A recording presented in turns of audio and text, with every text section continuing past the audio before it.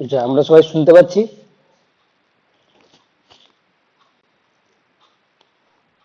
Sir. চলো, তো আজকে আমরা যেটা পড়বো ডেভেলপমেন্টাল বায়োলজি থেকে। হুম ডেভেলপমেন্টাল বায়োলজি।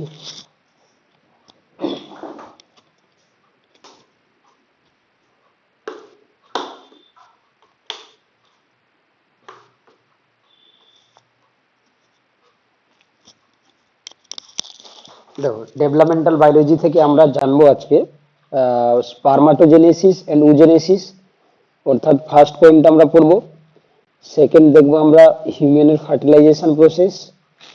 আর থার্ড আমরা পড়বো যে প্লাসেন্টেশন ইন ম্যামেলস। ওকে, এই তিনটে জিনিস কভার করার চেষ্টা করব।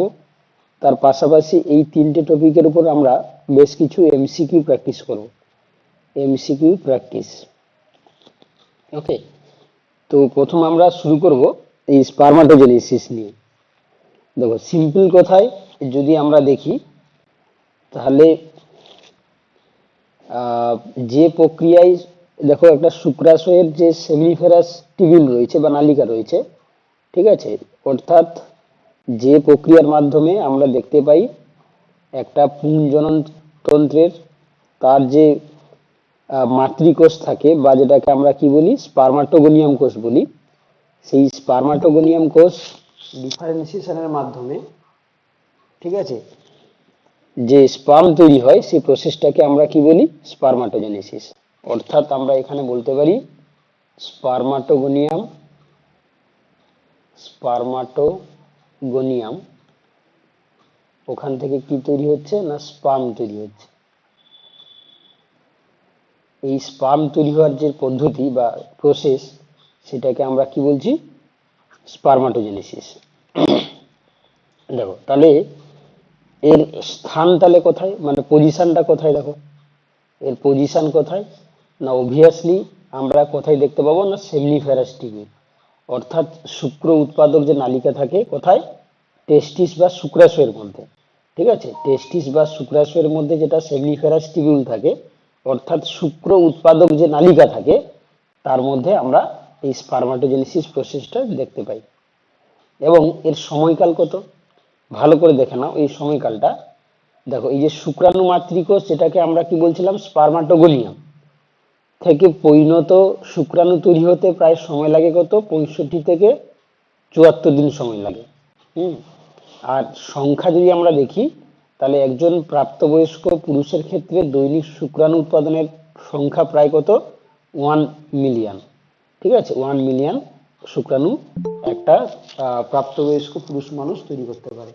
এটাও কিন্তু আমাদেরকে মনে রাখতে হবে। ঠিক আছে, চলো এবার এই স্পারমাটোজেনেসিস প্রক্রিয়াটাকে দেখো, আমরা যদি দেখি দুটো ভাগে ভাগ করা হচ্ছে। একটা স্পারমাটোসাইটোজেনেসিস, এটা 1 নম্বর। 2 নম্বর হচ্ছে স্পারিমিওজেনেসিস। ঠিক আছে, তাহলে এই দুটো জিনিস কি জিনিস সেটা আমরা সংক্ষেপে দেখবো। তাহলে একটা রয়েছে কি স্পারমাটোজেনেসিস প্রক্রিয়াকে আমরা দুটো স্টেপে ভাগ করলাম, একটা স্পারমাটোসাইটোজেনেসিস এবং একটা স্পারিমিওজেনেসিস। তো এই স্পারমাটোসাইটোজেনেসিস দেখো 3 প্রকারের হয়। একটা সংখ্যা বৃদ্ধির দশা, 2 নম্বর হচ্ছে কি বৃদ্ধির দশা, আর 3 নম্বর হচ্ছে পরিণতির দশা। তাহলে এই তিনটে স্টেজ আমরা দেখতে পাই কি না স্পারমাটোজেনেসিসের ক্ষেত্রে। ওকে, চলো, তো অতএব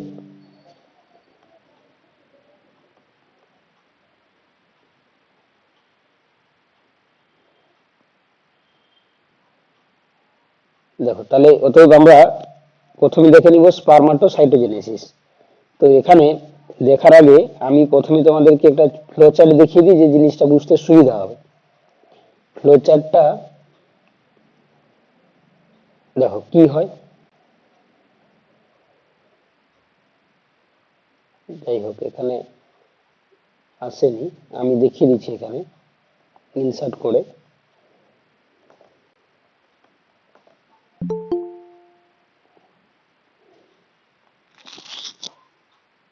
দেখো, তো একটা আমরা প্রথমে দেখতে পেলাম যে স্পারমাটোগোনিয়াম।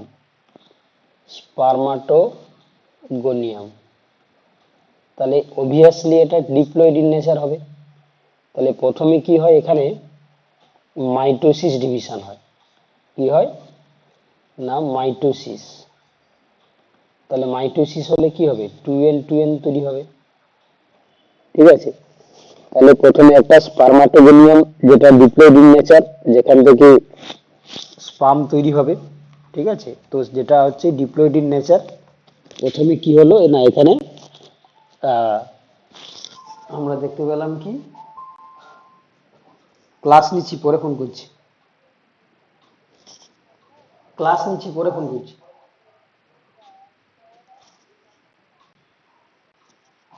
দেখো তাহলে এখানে আমরা কি দেখতে পেলাম না, হচ্ছে কি স্পার্মাটোগোনিয়াম যেটা মাইটোসিসের মাধ্যমে দুটো 2n তৈরি হলো। ওকে, তো সেক্ষেত্রে আমরা কি দেখতে পাবো, এবার এই যে মাইটোসিস হলো, তাহলে এই যে দুটো 2n তৈরি হলো, এইটাকে আমরা কি বলবো না, প্রাইমারি স্পার্মাটোসাইট। Primary spermatocyte. এবার প্রত্যেকটা থেকে কি হবে না, প্রত্যেকটা থেকে আমরা মিওসিস দেখতে পাবো। প্রত্যেকটা থেকে কি দেখতে পাবো না, মিওসিস দেখতে পাবো। তাহলে এখানে যদি মিওসিস হয়, আমরা অবভিয়াসলি জানি প্রথমে মিওসিসের ক্ষেত্রে কি হয়, মিওসিস 1 হবে। তাহলে এখান থেকে হ্যাপ্লয়েড, এখান থেকে হ্যাপ্লয়েড, এগুলোকে বলা হবে কি, secondary spermatocyte. Secondary spermatocyte. Okay, আবার মিওসিস যখন 2 হবে, যখন মিওসিস 2 হবে, তাহলে আমরা অবভিয়াসলি দেখতে পাবো এখান থেকে 4টা হ্যাপ্লয়েড তৈরি হবে। এইগুলোকে বলা হয় কি, স্পার্মাটিড। স্পার্মাটিড। আচ্ছা, এবার দেখো এই স্পার্মাটিড গুলো থেকে তাহলে কি হবে, স্পার্মাটোজোয়া বা পরিণত শুক্রাণু তৈরি হবে। স্পার্মাটোজোয়া। ঠিক আছে, এটাকে আমরা কি বলবো, স্পার্মাটোজোয়া। স্পার্মাটোজোয়া।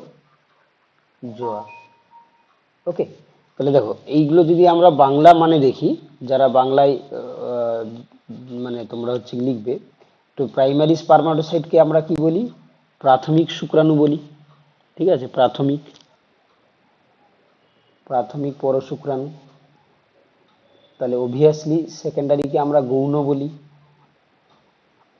স্পার্মাটিডকে হচ্ছে অপরিণত শুক্রাণু, অপরিণত শুক্রাণু। আর স্পার্মাটোজোয়াকে আমরা কি বলি, পরিণত শুক্রাণু। এবার এই অপরিণত শুক্রাণু থেকে পরিণত শুক্রাণু হতে গেলে পুষ্টি দরকার পড়ে বা নিউট্রিশন দরকার পড়ে। সেটা কে দেয়, সার্টোলি কোষ। সার্টোলি কোষ এখান থেকে কি নিবে, পুষ্টি নিবে বা নিউট্রিশন পাবে। বুঝতে পারলে, তাহলে এই প্রসেসটা আমাদেরকে জানতে হবে। প্রসেসটা তাহলে আমরা কি দেখলাম না, এখানে আমরা দেখতে পেলাম তাহলে এ পাশেও সেম সেম হবে। ঠিক আছে, এখানেও সেম হবে। তাহলে আমরা দেখতে পেলাম কি, যে একটা স্পার্মাটোগোনিয়াম কোষ প্রথমে মাইটোসিসে পার্টিসিপেট করে, সেখান থেকে প্রাইমারি স্পার্মাটোসাইট, ওকে, তারপর সেকেন্ডারি স্পার্মাটোসাইট, তারপর স্পার্মাটিড, তারপর স্পার্মাটোজোয়া। তাহলে যদি আমরা হিউম্যানের ক্রোমোজোমের সাপেক্ষে দেখি, তাহলে অবভিয়াসলি যেটা স্পার্মাটোগোনিয়াম কত হবে, 46 ক্রোমোজোম, তাই না, 46 ক্রোমোজোম। তারপর যেটা প্রাইমারি স্পার্মাটোসাইট সেটাও কত হবে, 46 ক্রোমোজোম। আর সেকেন্ডারি স্পার্মাটোসাইট কত হবে, 23। এবং অবভিয়াসলি স্পার্মাটিডগুলো 23 এবং স্পার্মাটোজোয়াগুলো 23। এই যে ক্রোমোজোম নাম্বারগুলো মনে রাখবে, মানে কোনটা হ্যাপ্লয়েড কোনটা ডিপ্লয়েড। অবভিয়াসলি আমরা 46কে ডিপ্লয়েড বলবো আর 23কে হ্যাপ্লয়েড বলবো। ঠিক আছে, হ্যালো, হ্যাঁ, হ্যালো স্যার। হুম, স্যার, মিউস মিউসিস টুটা তাহলে কোথায় হলো? এই যে বাবা, এই যে এখানে আমি বসাতে ভুলে গেছি, এটা মিউসিস 2। ঠিক আছে, এটা হচ্ছে মিউসিস 2। আচ্ছা স্যার, ঠিক আছে। এই স্টেপটাকে আমরা মিউসিস 2 বলি। দেখো তাহলে এখানে আমরা প্রত্যেকটার যে ক্রোমোজোম নাম্বারগুলো মনে রাখার চেষ্টা করব, এবং কোথায় কোন প্রসেসে মাইটোসিস হচ্ছে, কোথায় মিউসিস হচ্ছে, এটাও আমরা মনে রাখবো। তাহলে তোমরা এইটুকু মনে রাখো যে স্পার্মাটোগোনিয়াম থেকে প্রাইমারি স্পার্মাটোসাইট তৈরি হতে গেলে মাইটোসিস হয়, আবার প্রাইমারি স্পারমাটোসাইট থেকে সেকেন্ডারি স্পারমাটোসাইট হতে গেলে মিউসিস 1 হয়, আবার সেকেন্ডারি স্পারমাটোসাইট থেকে স্পারমাটিড তৈরি হতে গেলে কি হয়, মিউসিস 2 হয়। তাহলে এই প্রসেসটা তোমরা একটু ভালো করে মাথায় গেঁথে নাও। তো এবার যেটা আমরা দেখছিলাম এখানে দেখো, তাহলে অবভিয়াসলি দেখো এর পরেরটা দেখছি আমরা এখানে স্পারমাটোজেনেসিসের 3টি যে দশা রয়েছে, প্রথমে সংখ্যা বৃদ্ধি দশা, তারপর দেখো না বৃদ্ধির দশা, তারপর হচ্ছে পরিণতি দশা। ঠিক আছে, তাহলে অবভিয়াসলি দেখো এখানে যে ক্রোমোজোমগুলো তৈরি হলো, এখানে যে স্পারমাটোজোয়াগুলো তৈরি হলো, আমরা জানি একটা স্পারমাটোগোনিয়াম যদি সেল দেখি, সেখানে ক্রোমোজোমাল নেচার কি দেখতে পাবো, 46 2n = 46 ঠিকই আছে, কিন্তু এর ক্যারিওটাইপ যদি দেখি আমরা, তাহলে 44a প্লাস XY, তাই না? এটা স্পারমাটোগোনিয়াম সেলের যে ক্যারিওটাইপের যদি নেচার দেখি আমরা, 44a প্লাস XY। তো সেক্ষেত্রে দেখো এখানে এই প্রাইমারি স্পারমাটোসাইট অবভিয়াসলি এখানেও কি হবে, এখানেও 44a প্লাস XY তৈরি হবে। কিন্তু যখন হচ্ছে কি দেখো এই যে দুটো এই যে সেকেন্ডারি স্পারমাটোসাইট তৈরি হচ্ছে, সেক্ষেত্রে ক্রোমোজোম সেপারেশন হয়। তাহলে একদিকে চলে আসবে 20a প্লাস এক্স, আর একদিকে চলে আসবে কি 22a প্লাস ওয়াই। আবার অবভিয়াসলি এখান থেকে কি হবে, এখান থেকে দুটো যে তৈরি হচ্ছে তার ক্রোমোজোম নেচার কি হবে, 22a প্লাস এক্স, আর একদিকে তৈরি হবে 22a প্লাস ওয়াই। বুঝতে পারলে? তো সেক্ষেত্রে দেখো একটা যখন যেটা স্পারমাটোজেনেসিস হচ্ছে, তখন হচ্ছে কি দেখো বোথ শুক্রাণু আর ডিম্বা মানে যে শুক্রাণু তৈরি হচ্ছে সেই শুক্রাণুতে এক্স আর ওয়াই ক্রোমোজোম সমন্বিত শুক্রাণু তৈরি হওয়ার রেশিও যদি দেখি আমরা, তাহলে কত পাবো, 1:1। কি বললাম বুঝতে পারলে?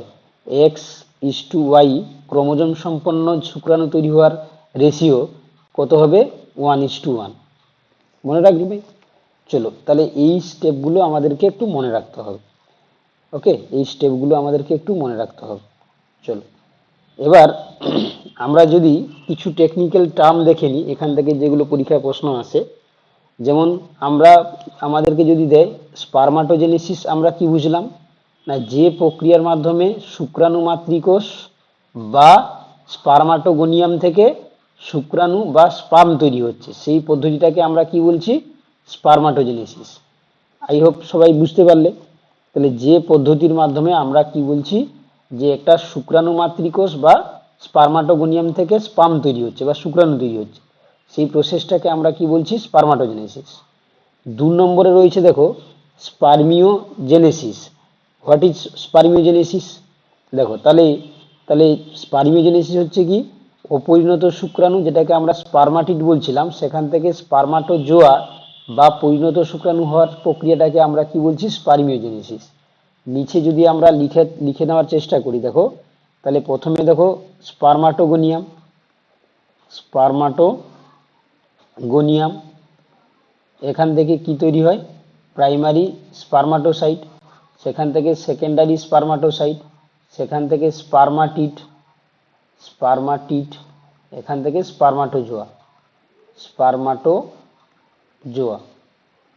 তাহলে স্পারমাটোজেনেসিস কাকে বলে, এই দেখো এই 1 নম্বর থেকে একদম লাস্ট, অর্থাৎ স্পারমাটোগোনিয়াম থেকে একদম স্পারমাটোসাইট। তাহলে এটা 1 নম্বর, 2 নম্বর, 3 নম্বর, 4 নম্বর, 5 নম্বর। তাহলে 1 to 5 যে প্রসেসটাকে আমরা কি বলছি, স্পারমাটোজেনেসিস। স্পার্মিওজেনেসিস কাকে বলে না, দেখো এই স্পারমাটিড থেকে স্পারমাটোজোয়া, অর্থাৎ 4 to 5টাকে কি বলছে, 2 নম্বর যেটা মেনশন করা হয়েছে এখানে, 1 থেকে 5টাকে 1 নম্বর মেনশন করা হয়েছে। আর স্পার্মিয়েশন কাকে বলে, দেখো এই যে স্পারমাটিড অর্থাৎ অপরিণত শুক্রাণু যখন সার্টলি সেল থেকে নিউট্রিশন নিয়ে স্পারমাটোজোয়াতে পরিণত হওয়ার পরে সেই শুক্রাণু যখন নির্গমন হচ্ছে, ওই স্পার্মের নির্গমনকে আমরা কি বলছি, স্পার্মিয়েশন বলি। ওকে, সেই স্পার্মের নির্গমনকে আমরা কি বলি, স্পার্মিয়েশন বলি। তাহলে এই জিনিসগুলো আমাদেরকে কিন্তু কেয়ারফুলি মনে রাখতে হবে, কারণ এই টেকনিক্যাল টার্মগুলো দিয়েই পরীক্ষায় কোশ্চেন থাকে, তো সেক্ষেত্রে গুলিয়ে ফেললে কিন্তু হবে না। ওকে, তাহলে স্পারমাটোজেনেসিস আমরা পুরো স্টেপটাকে, অর্থাৎ স্পারমাটোগোনিয়াম থেকে স্পারমাটোজোয়া, স্পার্মিওজেনেসিস বলতে আমরা কি বুঝি না স্পারমাটিড থেকে স্পারমাটিড থেকে স্পারমাটোজোয়া। আর স্পারমিয়েশন কাকে বলে? স্পার্ম রিলিজ বা স্পার্ম নির্গমনের প্রক্রিয়াটাকে আমরা কি বলি? স্পারমিয়েশন বলি। দেখো একইভাবে যদি আমরা দেখি যে উজেনেসিস, উজেনেসিস তো উজেনেসিস আমরা কি দেখতে পাই না, এটা ফিমেলদের ক্ষেত্রে দেখা যায় এবং পার মেনস্ট্রুয়াল সাইকেলে একটা করে ওভারি অ্যাক্টিভ থাকে এবং সেখানে কি হয়? ডিম্বাণু তৈরি হয়। তাহলে আমরা এখানে বলতে পারি যে উগোনিয়াম থেকে যে উসাইড তৈরি হচ্ছে, উসাইড, সেই স্টেপটাকে বা সেই মেথডসটাকে আমরা কি বলি? উজেনেসিস বলি, তাই না? তাহলে আবার বলে দিচ্ছি, উগোনিয়াম যেটা 2n, সেখান থেকে উসাইড যেটা হ্যাপ্লয়েড তৈরি হবে। তাহলে এই উগোনিয়াম সেল থেকে যে পদ্ধতির মাধ্যমে বা যে মেথডসের মাধ্যমে উসাইড প্রডিউস হয়, সেই প্রসেসটাকে আমরা কি বলি? উজেনেসিস। এবারে এই যে ডায়াগ্রামটাকে ভালো করে যদি আমরা দেখি, তাহলে এখানে বুঝতে পারছি আমরা, দেখো একটা উগোনিয়ামের ক্ষেত্রে ডিপ্লয়েড ইন নেচার দেখতে পাচ্ছি। তো সেক্ষেত্রে প্রথমে কি হয়? মাইটোসিস হয়। মাইটোসিসের মাধ্যমে দেখো এখানে একটা, তাহলে মাইটোসিস হলে আগেরটার মতন, তাহলে একটা 2n সেল ছিল, সেখানে যদি মাইটোসিস হয় তাহলে সেখান থেকে 2n দুটো সেল তৈরি হয়ে যাবে। এটা হলো কি? মাইটোসিস। তাহলে এই যে মাইটোসিসটা আমরা দেখতে পাচ্ছি, প্রথমে উগোনিয়ামে মাইটোসিস হবে। তো একটা প্রাথমিক উসাইড তৈরি হয়, প্রাইমারি উসাইড। এটা হচ্ছে প্রাইমারি উসাইড, প্রাইমারি উসাইড। আর একটা হচ্ছে কি? সহকারী উসাইড। ওকে, তাহলে সহকারী উসাইড এবং প্রাথমিক উসাইড, এই সহকারী উসাইডটা হচ্ছে কি হয়? ডিগ্রেডেড করে যায় এবং প্রাথমিক উসাইডটা হচ্ছে কি? অ্যাক্টিভ থাকে। এবার এই প্রাথমিক উসাইড কি করছে? দেখো মিওসিস ওয়ানে পার্টিসিপেট করছে। তাহলে অবভিয়াসলি যখন মিওসিস ওয়ানে পার্টিসিপেট করে, তাহলে কি হবে? এই 2n থেকে দুটো n তৈরি হবে। দেখো একটা তৈরি হয় ফার্স্ট পোলার বডি বা প্রথম পোলার বডি, এটা হচ্ছে কি ফার্স্ট পোলার বডি। আর একটা যে এন তৈরি করছে তাকে আমরা কি বলি? সেকেন্ডারি উসাইড বা গৌণ উসাইড, সেকেন্ডারি উসাইড বা আমরা কি বলছি? গৌণ উসাইড। এবার মিওসিস যখন 2 হবে, দেখো তাহলে মিওসিস এই গৌণ উসাইড থেকে একটা তৈরি করছে, দেখো একটা হচ্ছে তোমার পরিণত ওভাম, ঠিক আছে, আর একটা হচ্ছে কি? সেকেন্ড পোলার বডি। আবার প্রথম পোলার বডি থেকেও দুটো পোলার বডি। তাহলে আলটিমেট একটা উজেনেসিসে যদি আমরা দেখি টোটাল কটা পোলার বডি তৈরি হচ্ছে, total number of polar body, তাহলে কত দেখতে পাচ্ছি আমরা এখানে? অবভিয়াসলি ফার্স্ট পোলার বডি মিওসিস ওয়ানে তৈরি হচ্ছিল, আর এখানে মিওসিস টুতে ফার্স্ট পোলার বডি থেকে দুটো পোলার বডি এবং গৌণ সাইড থেকে আরেকটা পোলার বডি, তাহলে তিনটে টোটাল হচ্ছে কি হলো? পোলার বডি তৈরি হচ্ছে, পোলার বডি।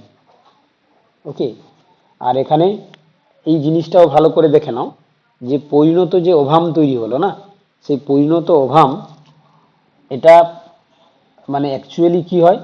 এই মিওসিস টুতে, ঠিক আছে, মিওসিস টুতে ও কি করে না, মিওসিস টুতে এনাফেজ টুতে আটকে থাকে। এনাফেজ টু, মিওসিস টু ডিভিশনের এনাফেজ সাবস্টেজে এনাফেজ টুতে কি থাকে না, সেলটা আটকে থাকে। অর্থাৎ সে কিন্তু এখনো পর্যন্ত সেল ডিভিশন কমপ্লিট করে না। যখন যখন কি হবে? এসে স্পার্ম এসে কি করবে? সেকেন্ডারি উসাইডের সঙ্গে অ্যাটাচড হবে, সেকেন্ডারি উসাইটের সঙ্গে অ্যাটাচড হবে। তখন কি করবে? এই সেকেন্ড পোলার বডি প্লাস হচ্ছে কি সেখান থেকে আমরা দেখতে পাবো যে উসাইড যেটা সেটা তৈরি করবে। আদারওয়াইজ কিন্তু সেই অবস্থায় সে নষ্ট হয়ে যাবে। স্পার্ম যদি সেকেন্ডারি উসাইডকে না অ্যাটাচড হয়, তাহলে সেখানে কিন্তু সে মিওসিস টু কোনোভাবেই কমপ্লিট করতে পারবে না। ঠিক আছে, চলো এটা কিন্তু আমাদেরকে মনে রাখতে হবে। তাহলে যদি আমরা এখানে সংক্ষেপে দেখার চেষ্টা করি, ওকে, সংক্ষেপে দেখার চেষ্টা করি, তাহলে আমরা কি দেখতে পাবো?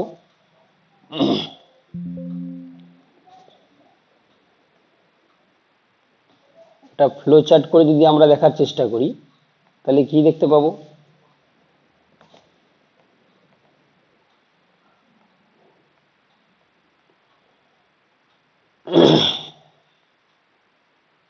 তাহলে আমরা কি দেখলাম?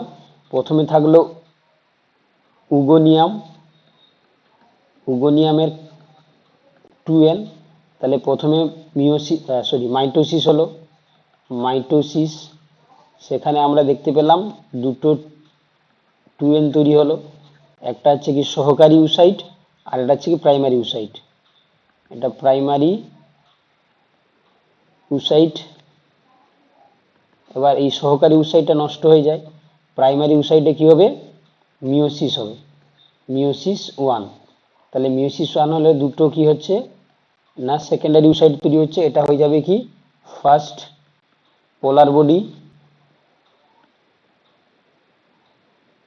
আর এটা হয়ে যাবে কি সেকেন্ডারি ইউসাইট, সেকেন্ডারি ইউসাইট।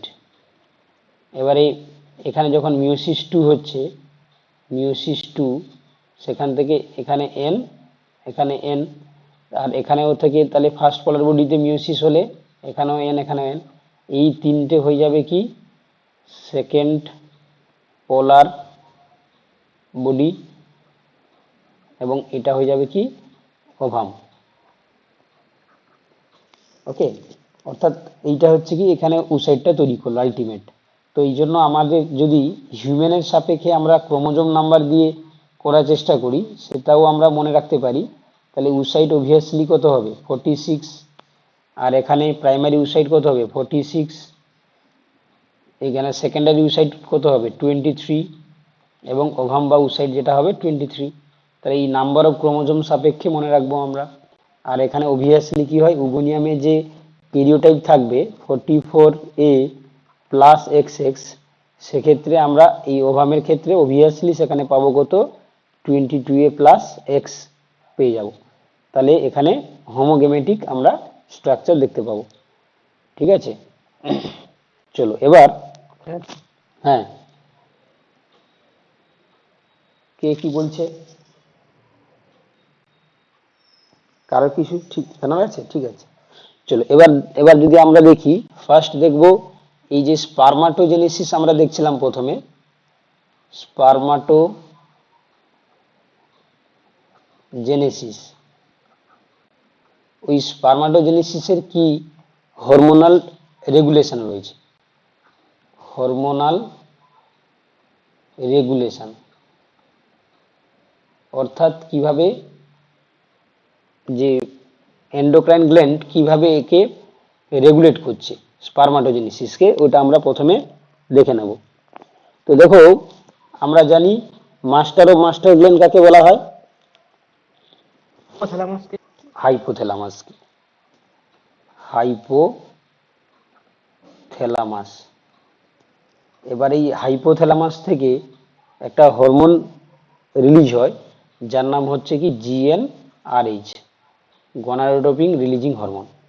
ওকে, এই গনাডোট্রপিন রিলিজিং হরমোন এটা সরাসরি যাবে কোথায় না হাইপোথ্যালামাস থেকে যাবে অ্যান্টেরিয়র পিটুইটারিতে, অগ্র পিটুইটারিতে, অ্যান্টেরিয়র পিটুইটারি। এবারে এই পিটুইটারি গ্ল্যান্ড যখন এক্সাইটমেন্ট হচ্ছে, সেখান থেকে আমরা দেখতে পাবো দুটো হরমোন ক্ষরণ হচ্ছে, একটা FSH, একটা LH। ওকে, তাহলে যখন পিটুইটারি গ্ল্যান্ড কে কে হচ্ছে কি এক্সাইটমেন্ট করছে, GnRH, gonadotropin releasing hormone. Anterior pituitary যখন এক্সাইটমেন্ট হচ্ছে, তখন সেখান থেকে দুটো হরমোন রিলিজ হয়, একটা ফলিকল স্টিমুলেটিং হরমোন আর একটা লিউটিলাইজিং হরমোন। ওকে, এবার এই ফলিকল স্টিমুলেটিং হরমোন এ কাকে স্টিমুলেট করবে, সার্টোলি সেলকে, সার্টোলি কোষ।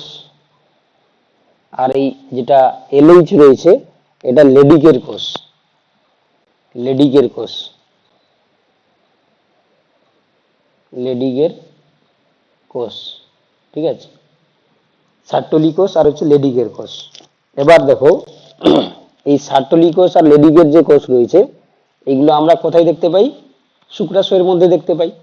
এবারে এই সার্টোলি সেল এবং লেডিকের কোষ এরা কি করছে, দেখো লেডিকের কোষ কি হরমোন ক্ষরণ করে, পুং যৌন হরমোন বা মেল রিপ্রোডাক্টিভ যে হরমোন, তার নাম হচ্ছে কি টেস্টোস্টেরন। টেস্টোস্টেরন ক্ষরণ করছে কে? লেডিকের সেল। আর সার্টোলি সেল হচ্ছে দুটো কাজ করছে। অবভিয়াসলি একটা কি করছে, ইনহিবিন বলে একটা হরমোন রয় থাকে, তাকে সেটা ক্ষরণ করে ইনহিবিন। আর কি করে এই সার্টোলিকোস আর একটা হচ্ছে কি করছে না, স্পারমাটোজেনেসিসকে ইনডিউস করছে। স্পারমাটোজেনেসিস জেনেসিসকে ইনডিউস করে। এবার এই ইনহিবিন যখন স্পারমাটোজেনেসিস কন্টিনিউ চলছে, তখন সেই ইনহিবিন কি করছে দেখো, আবার উল্টে সে এন্টেরিয়র পিটুইটারিকে কি করছে, ব্লক করতে পারে। বুঝতে পারলে? বা এফএসএইচ কে ব্লক করতে পারে, অর্থাৎ নেগেটিভ রেগুলেশন করছে। কোনটা? এই ইনহিবিনটা। ওকে। আর যেটা আমরা টেস্টোস্টেরন কথা বলছিলাম, সেটা কি করছে না, এটাও স্পারমাটোজেনেসিসকে হেল্প করছে, তাই না? তার পাশাপাশি টেস্টোস্টেরন কি করে, আমরা যদি তার কনসেন্ট্রেশন বেড়ে যায় টেস্টোস্টেরনের, সে আবার এলএইচ কে ব্লক করে। ওকে। তাহলে টেস্টোস্টেরন নেগেটিভ ইনফেক্ট এফেক্ট কাকে দেখাচ্ছে? এলএইচ এর উপরে। আবার ইনহিবিন হচ্ছে কি অ্যান্টেরিয়র পিটুইটারি বা সে এফএসএইচ কে ব্লক করতে পারে। তাহলে আর এই টেস্টোস্টেরন হচ্ছে কি পুংযৌন হরমোন হিসাবে কাজ করছে, পুংযৌন হরমোন। এবং এই টেস্টোস্টেরন সার্টোলিকোসকে ইনডিউস করছে স্পারমাটোজেনেসিসে হেল্প করার জন্য। ঠিক আছে? তাহলে দেখো, তাহলে এই যে পুরো হরমোনাল রেগুলেশনটাকে মাথায় রাখতে হবে। তাহলে আমি আবার একটু বলে দিচ্ছি, হাইপোথ্যালামাস থেকে একটা হরমোন খরিত হয়, তার নাম কি? গনাডোট্রপিন রিলিজিং হরমোন। এই গনাডোট্রপিন রিলিজিং হরমোন কি করছে? অ্যান্টেরিয়র পিটুইটারিকে এক্সাইটমেন্ট করছে। অ্যান্টেরিয়র পিটুইটারি মানে অগ্র পিটুইটারি। অগ্র পিটুইটারি যখন এক্সাইটমেন্ট হচ্ছে, সেখান থেকে দুটো হরমোন রিলিজ হয়, একটা এফএসএইচ আর একটা এলএইচ। এফএসএইচ সার্টোলি সেলকে ইনডিউস করে, এলএইচ লেডিকের সেলকে ইনডিউস করে। সার্টোলি সেল কি করছে? ইনহিবিন ক্ষরণ করে এবং স্পারমাটোজেনেসিসকে ইনডিউস করে। আচ্ছা, আবার লেডিকের সেল থেকে টেস্টোস্টেরন খরিত হয়, এটা কি করে? পুংযৌন হরমোন হিসাবে কাজ করে এবং সার্টোলি সেলের কাজকে ইনডিউস করে। এবার দেখা গেল যখন স্পারমাটোজেনেসিস বাড়বে, এই ইনহিবিন কি করছে? এফএসএইচ কে ব্লক করে। আবার যখন স্পারমাটোজেনেসিস বেড়ে যায়, তখন টেস্টোস্টেরন আবার এলএইচ কে ব্লক করে। তাহলে এইভাবে তারা নেগেটিভ ফিডব্যাকটা দেখাচ্ছে। বুঝতে পারলে? নেগেটিভ ফিডব্যাক মানে রেগুলেশন হয়ে যাচ্ছে। ঠিক আছে? এই জিনিসটা মনে রাখবো। ঠিক একইভাবে যদি আমরা উজেনিসিসের ক্ষেত্রে দেখি, তাহলে কি হয় সেটাও আমরা একটু দেখে নেব। কারণ উজেনিসিসের ক্ষেত্রে দেখো কি হয়, একইভাবে দেখো হাইপোথ্যালামাস থেকে নিঃসৃত এই জিএনআরএইচ অগ্রপিটুইটারিকে দেখো এফএসএইচ আর এলএইচ ক্ষরণে উদ্দীপিত করে। এবার দেখো এই এফএসএইচ কি করছে? ফলিকলের বৃদ্ধি এবং পরিণতি ঘটায় এবং তাকে ইস্ট্রোজেন ক্ষরণে উদ্দীপিত করে। আর এলএইচ হচ্ছে ওভিলেশনে সাহায্য করে, এবং বিদীর্ণ গ্রাফিয়ান ফলিকুলকে পীত গ্রন্থিতে রূপান্তরিত করে।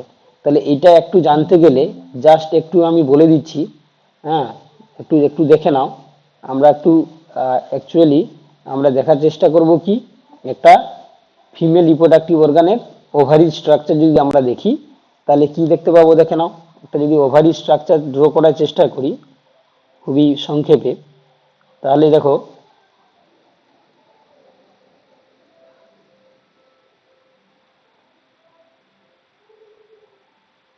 দেখো তাহলে আমরা যদি একটা ওভারি মানে স্ট্রাকচার দেখি, তাহলে সবচেয়ে বাইরে থাকবে কে? টিউনিকা এলবুজিনিয়া। এবং দেখো এখানে আমরা কি দেখতে পাবো, তার মধ্যে কি থাকবে না, আমরা স্ট্রোমা দেখতে পাবো, লিকুইড সাবস্টেন্স দেখতে পাবো। তো এখানে আমরা সবচেয়ে প্রথমে দেখতে পাবো এখানে জার্ম সেল দেখতে পাবো। জার্ম সেল, অনেকগুলো জার্ম সেল দেখতে পাবো, জার্ম সেল। তো যখন একটা মহিলাদের ক্ষেত্রে দেখো, ওর যখন পিউবার্টিতে প্রবেশ করবে, তখন আমরা জানি সেক্ষেত্রে তার মেনস্ট্রুয়াল সাইকেল শুরু হবে। তো মেনস্ট্রুয়াল সাইকেল শুরু হওয়ার সঙ্গে সঙ্গে দেখো এই মেনস্ট্রুয়াল সাইকেলের যে আমরা 28 ডেজ কন্টিনিউশন চলে বা রিসাইকেল চলে, তো সেক্ষেত্রে তার ক্ষেত্রে আমরা এই জার্ম সেলের কি হবে না, এটা আস্তে আস্তে করে বাড়তে শুরু করবে। তো যদি বাড়ে তখন কি তৈরি করবে দেখো, একটা বাড়ন্ত ডিম্বথলি তৈরি করবে, বাড়ন্ত ডিম্বথলি। সেখান থেকে যদি আমরা দেখতে পাই, সেখান থেকে একটা কমপ্লিট পরিণত ডিম্বথলি তৈরি করে। ডিম্বথলি, যার মাঝখানে কি থাকবে, একটা ডিম্বাণু থাকবে, তাই না, ডিম্বাণু থাকবে, ডিম্বথলি। তাহলে এই যে পরিণত ডিম্বথলিটাকে আমরা ভালো ভাষায় কি বলি, এটাকে বলি গ্রাফিয়ান ফলিকল, গ্রাফিয়ান ফলিকল, বা এটাকে বাংলায় বলা হয় পরিণত ডিম্বথলি, পরিণত ডিম্বথলি। তো এই যে বলছিলাম মেনস্ট্রুয়াল সাইকেলের, মেনস্ট্রুয়াল সাইকেল এর চারটা আমরা স্টেপ জানি, একটা 1 to 4 ডেজ, একটা 5 to 13, একটা 14 ডেজ, একটা 15 to 28। এই 14তম দিনে অর্থাৎ 14 ডেজ, এটাতে কি হয় না, ওভুলেশন হয়, ওভিউলেশন হয়। অর্থাৎ দেখো এখানে আমরা কি দেখতে পাবো না, এই 14তম দিনে এলএইচ হরমোনের ক্রিয়াটা বেশি হয়। কোন হরমোন বললাম, এলএইচ।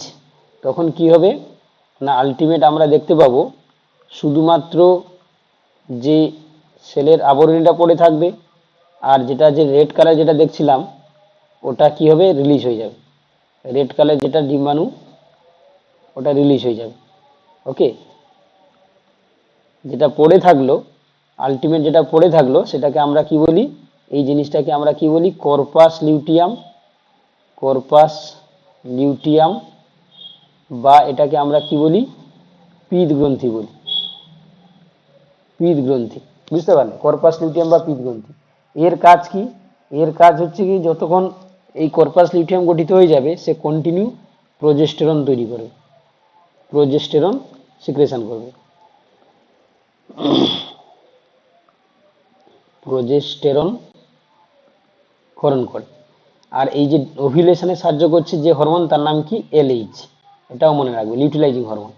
ওকে, এবার দেখো এই প্রোজেস্টেরন ক্ষরণ করছে, তাহলে আমরা এবারে একটা ভালো করে এখানে বুঝতে পারবো। তাহলে এখানে কি বলা হলো, হাইপোথ্যালামাস,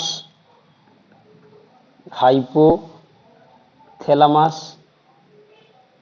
সেখান থেকে যেটা ক্ষরণ হলো তার নাম কি, জিএনআরএইচ, পিটুইটারি গ্রন্থিকে উদ্দীপিত করলো, পিটুইটারি, সেখান থেকে দুটো হরমোন ক্ষরণ হলো, একটা এফএসএইচ, একটা এলএইচ। এফএসএইচ এর কাজ কি দেখো, এফএসএইচ গ্রাফিয়ান ফলিকুলের বৃদ্ধি ঘটায়, এই যে দেখাচ্ছিলাম গ্রাফিয়ান ফলিকল, বুঝতে পারছো এবারে, বা পরিণত ডিম্বথলি। তাহলে এ কি করছে, গ্রাফিয়ান ফলিকলকে বৃদ্ধি ঘটাচ্ছে, আর এবং তার পাশাপাশি দেখো বৃদ্ধি ঘটাচ্ছে এবং তাকে ইস্ট্রোজেন ক্ষরণে উদ্দীপিত করে। অর্থাৎ গ্রাফিয়ান ফলিকল থেকে যে প্রোজেস্টেরন শুধু ক্ষরণ হয় তা নয়, ইস্ট্রোজেন ক্ষরণে উদ্দীপিত করছে। আর এলএইচ কি করছে দেখো, ওভিউলেশনে সাহায্য করে, ওভিউলেশন অর্থাৎ ডিম্বাণু নিঃসরণ ঘটায় এবং বিদীর্ণ গ্রাফিয়ান ফলিকুলকে পিত গ্রন্থিতে রূপান্তরিত করে। আরও একটা কাজ রয়েছে কি, এটা পিত গ্রন্থি, গ্রাফিয়ান ফলিকুল থেকে পিত গ্রন্থি, তাহলে ওভিউলেশন হয়ে গেলে পিত গ্রন্থি তৈরি হচ্ছে, পিত গ্রন্থি, বা যেটাকে আমরা কি বলছিলাম, কর্পাস লিউটিয়াম, কর্পাস লিউটিয়াম। চলো, কে বুঝতে পারলে না বলো, বোঝা যাচ্ছে তো, সবাই বুঝতে পারছো?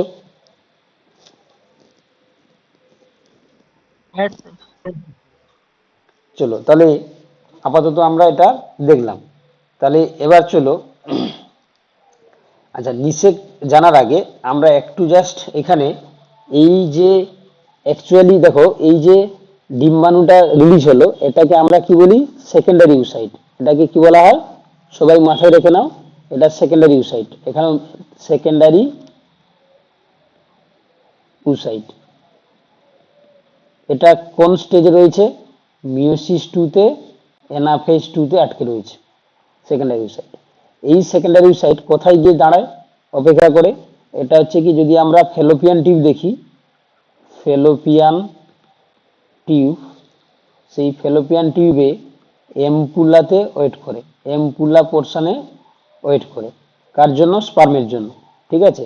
আর স্পার্মের সঙ্গে যদি সেকেন্ডারি ইউসাইডের মধ্যে মিট হয় বা সাক্ষাৎ হয়, তবে গিয়ে সেটা মিওসিস 2টাকে কমপ্লিট করে একটা উসাইড এবং একটা সেকেন্ড পোলার বডি তৈরি করবে। আদারওয়াইজ সে কিন্তু এই সেকেন্ডারি উসাইড হিসাবে নষ্ট হয়ে যাবে, ঠিক আছে। তাহলে যেটা আমরা বলছিলাম, এবার এই সেকেন্ডারি উসাইডে যদি আমরা স্ট্রাকচার দেখি, হ্যাঁ, তাহলে সেকেন্ডারি ইউসাইডে যদি আমরা স্ট্রাকচার দেখি, কারণ ইসেক পড়তে গেলে সেকেন্ডারি ইউসাইডের স্ট্রাকচারটা জানতে হবে। একটা স্ট্রাকচার দেখি, তাহলে সেক্ষেত্রে আমরা কি দেখতে পাবো? একটা সেকেন্ডারি উসাইডের স্ট্রাকচারে, একটা সেকেন্ডারি উসাইডে তাহলে আমরা অবভিয়াসলি কি বুঝলাম, যে মিউসিস টুতে অবস্থানকারী অ্যানাফেজ টুতে নিউক্লিয়াস থাকবে, এবং তার মধ্যে কি থাকে, যে আহ, যে লিকুইড পোর্শন থাকে সেটাকে আমরা কি বলি, উপ্লাজম বলি, উপ্লাজম। ওকে, এবং সবচেয়ে বাইরে যে লেয়ারটা থাকে, যে বাইরের লেয়ারটাকে আঁকার চেষ্টা করছি আমি, এইটাকে বলা হয় করোনা রেডিয়েটা, করোনা রেডিয়েটা। তারপর যে লেয়ারটা থাকে তার নাম কি বলা হয়, জোনা পেলুসিডা, জোনা পেলুসিডা। এই লেয়ারটাকে কি বলছে, জোনা পেলুসিডা। এবং তারপরে একটা লেয়ার থাকে, আর একটা লেয়ার থাকে যেটাকে আমরা কি বলি, যেটা ডট ডট করে করার চেষ্টা করলাম, এটাকে বলা হয় ভাইটেলাইন মেমব্রেন, ভাইটেলাইন মেমব্রেন। এবং দেখো এই যে জোনা পেলুসিডা এবং ভাইটেলাইন মেমব্রেনের মাঝখানে আমরা একটা গ্যাপ দেখতে পাচ্ছি, এটাকে কি বলা হয়, এটাকে বলা হয় পেরি পেরিভাইটেলাইন স্পেস। ভাইটেলাইন মেমব্রেনের এই যে মাঝখানে যে গ্যাপটা থাকে সেটাকে আমরা কি বলি, পেরিভাইটেলাইন মেমব্রেন, পেরিভাইটেলাইন মেমব্রেন।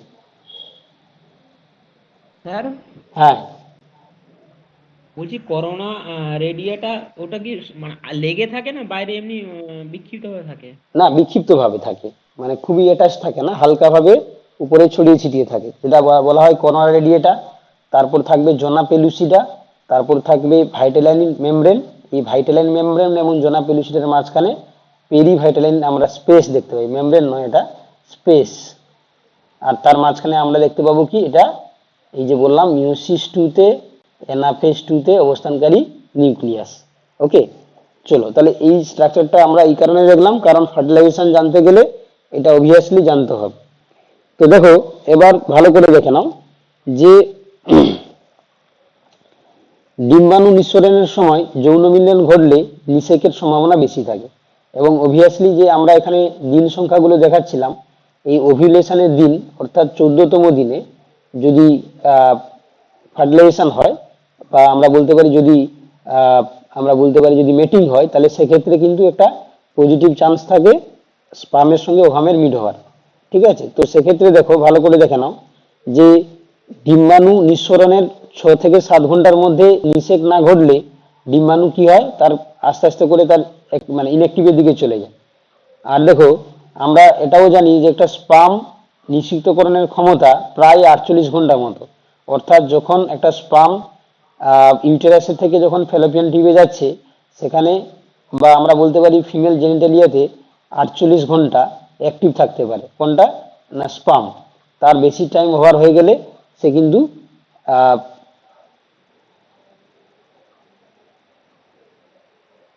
তারপরে কিন্তু সে কিন্তু আর ইলেকটিভ হয়ে যায়, অর্থাৎ তার নিষেক করার ক্ষমতা থাকে না। তো সেক্ষেত্রে দেখো যদিও শুক্রাণু প্রায় আমরা কোনো কোনো জায়গায় দেখি যে 72 ঘন্টা মানে 72 আওয়ার বেঁচে থাকতে পারে, তাও হচ্ছে কি আমরা বলতে পারি এফেক্টিভ তখনই হবে 48 আওয়ারটাকে এফেক্টিভ ধরা হয়। ঠিক আছে, তো সেক্ষেত্রে দেখো আমরা বলতে পারি যে যৌন চক্রের 3য় সপ্তাহে, অর্থাৎ আমরা যদি দিন সংখ্যা মেনশন করে দিই 14তম দিনে মেনস্ট্রুয়াল সাইকেলে দেখো এই যে 1 to 4, 5 to 13, 14 আর 15 to 28, তাহলে এই 14 ডেজ অর্থাৎ ওভিউলেশন পিরিয়ডে এই সময় ফার্টিলাইজেশন হলে সেক্ষেত্রে কিন্তু শুক্রাণুর সঙ্গে ডিম্বাণুর সাক্ষাৎ হওয়ার সম্ভাবনাটা থাকে। আর নিষেকের স্থানটা অলরেডি আমি যেখানে বলছিলাম আমি, যে একটা এই যে দেখো উসাইড যেটা রিলিজ হয় সেটা ফ্যালোপিয়ান টিউবের এম্পুলাতে ওয়েট করে। তো অবভিয়াসলি দেখো নিষেকের স্থান যদি আমরা দেখি যে ফার্টিলাইজেশন কোথায় হয়, এই ফ্যালোপিয়ান নালীর ঊর্ধ্বাংশে অর্থাৎ এম্পুলা পোর্শনে নিষেক সম্পন্ন হয়ে থাকে। ঠিক আছে, এটা মনে রাখবে, যদি নিষেক ঘটবে কোথায়, এম্পুলাতে ঘটবে। এবার দেখো পুরো নিষেক বা ফার্টিলাইজেশনের প্রসেসটা একটু দেখে নাও, কারণ এখান থেকে কোশ্চেন হয় কিভাবে ফার্টিলাইজেশন হয়, ভালো করে দেখে নাও। তো প্রথমে কি হয় দেখো, আমরা প্রথমে গ্যামেট গুলোর সম্বন্ধে একটু কনসেপ্ট জেনে নাও। ফার্স্ট আমরা দেখে নিয়েছিলাম যে স্পারমাটোজেনেসিসের মাধ্যমে যে কি তৈরি হয়েছিল না, স্পার্ম তৈরি হয়েছিল। সেই স্পার্মের যদি আমরা স্ট্রাকচার দেখি কি দেখতে পাবো, তার শুক্রাণুর ক্ষেত্রে মস্তক থাকবে, গ্রীবা থাকবে, লেজ থাকবে এবং দেহ থাকবে এবং লেজ থাকবে, এই চারটি অংশ থাকবে। এবং এই যে মস্তক বা হেড বলা হয়, তার উপরে একটা কেব লাইক স্ট্রাকচার থাকে, যেটাকে আমরা কি বলি, অ্যাক্রোজোম বলি। অ্যাক্রোজোম, ঠিক আছে, যেটা কে তৈরি করে, গোলগি বডি তৈরি করে। গোলগি বডি সেল অর্গানেল কি তৈরি করছে, অ্যাক্রোজোম তৈরি করছে। দেখো তাহলে ভালো করে বুঝে না। তাহলে প্রথমে আমরা যদি গেমেট বা জনন কোষ দেখি নিষেকের আগে, তাহলে দেখতেই পাবো অবভিয়াসলি এটা স্পার্ম, এটা ওভামের সঙ্গে ফার্টিলাইজ করে। তাহলে স্পার্মের যদি আমরা স্ট্রাকচার দেখি, সেখানে কি দেখতে পাবো, প্রথমে শুক্রাণু থাকবে। শুক্রাণুর ক্ষেত্রে তার কি কি গঠন দেখতে পাবো, মস্তক বা হেড থাকবে, গ্রীবা বা নেক থাকবে, বডি বা দেহ থাকবে, লেজ বা টেল থাকবে, এই চারটি অংশ থাকবে। এবারে মস্তকের অগ্রভাগে আমরা কি দেখতে পাবো, গোলগি বডি থেকে উৎপন্ন অ্যাক্রোজোম থাকে, অ্যাক্রোজোম। তো অ্যাক্রোজোমের ভিতরে আমরা কি দেখতে পাবো, ভালো করে দেখে নাও। এখানে এই অ্যাক্রোজোমের মধ্যে আমরা যে এনজাইম দেখতে পাই, যেমন একটা ভিতরে দেখো হায়ার নিউরোনিডেজ, হায়ার নিউরোনিডেজ এবং প্রোটিওলাইটিক এনজাইম আমরা প্রেজেন্স থাকলে দেখতে পাবো। তাহলে অ্যাক্রোজোমের মধ্যে যে দুটি এনজাইম থাকে, তার একটা নাম কি, হায়ার নিউরোনিডেজ এবং একটা প্রোটিওলাইটিক এনজাইম। এই দুটো এনজাইম আমরা প্রেজেন্স থাকলে দেখতে পাবো কার মধ্যে, অ্যাক্রোজোমের মধ্যে। এবার অ্যাক্রোজোমের পরে আমরা এই মস্তক বা হেডে কি দেখতে পাবো, আরেকটা পোর্শন দেখতে পাবো, যেটা হচ্ছে কি পুং প্রো নিউক্লিয়াস। কি বলা হয়, পুং প্রো নিউক্লিয়াস। ওকে, এটা হয়ে গেল কি, কার স্ট্রাকচার পড়ে নিলাম আমরা, স্পার্মের স্ট্রাকচার পড়ে নিলাম। এবারে একইভাবে ডিম্বাণু স্ট্রাকচার তো অলরেডি এখানে আমি দেখালাম, তাও এখানে একটু দেখে নাও। তো এই ডিম্বাণুর যদি আমরা স্ট্রাকচার দেখি, সেক্ষেত্রে আমরা কি দেখতে পাবো না, ডিম্বাণুর ক্ষেত্রে যদি আমরা স্ট্রাকচার দেখি, তাহলে শুক্রাণুর চেয়ে আকারে অনেক বড় হয় এই ডিম্বাণু। এবং শুক্রাণুর ভিতরে ডিম্বাণুর ভিতরে আমরা কি দেখতে পাই, ইয়ক থাকে এবং সাইটোপ্লাজম থাকবে, নিউক্লিয়াস থাকবে এবং অন্যান্য সাইটোপ্লাজমীয় অঙ্গাণু থাকে। ঠিক আছে, তো একটু মনে রাখবে, আমরা মাদারের কাছ থেকে সমস্ত দেহজ বৈশিষ্ট্য পেয়ে থাকি।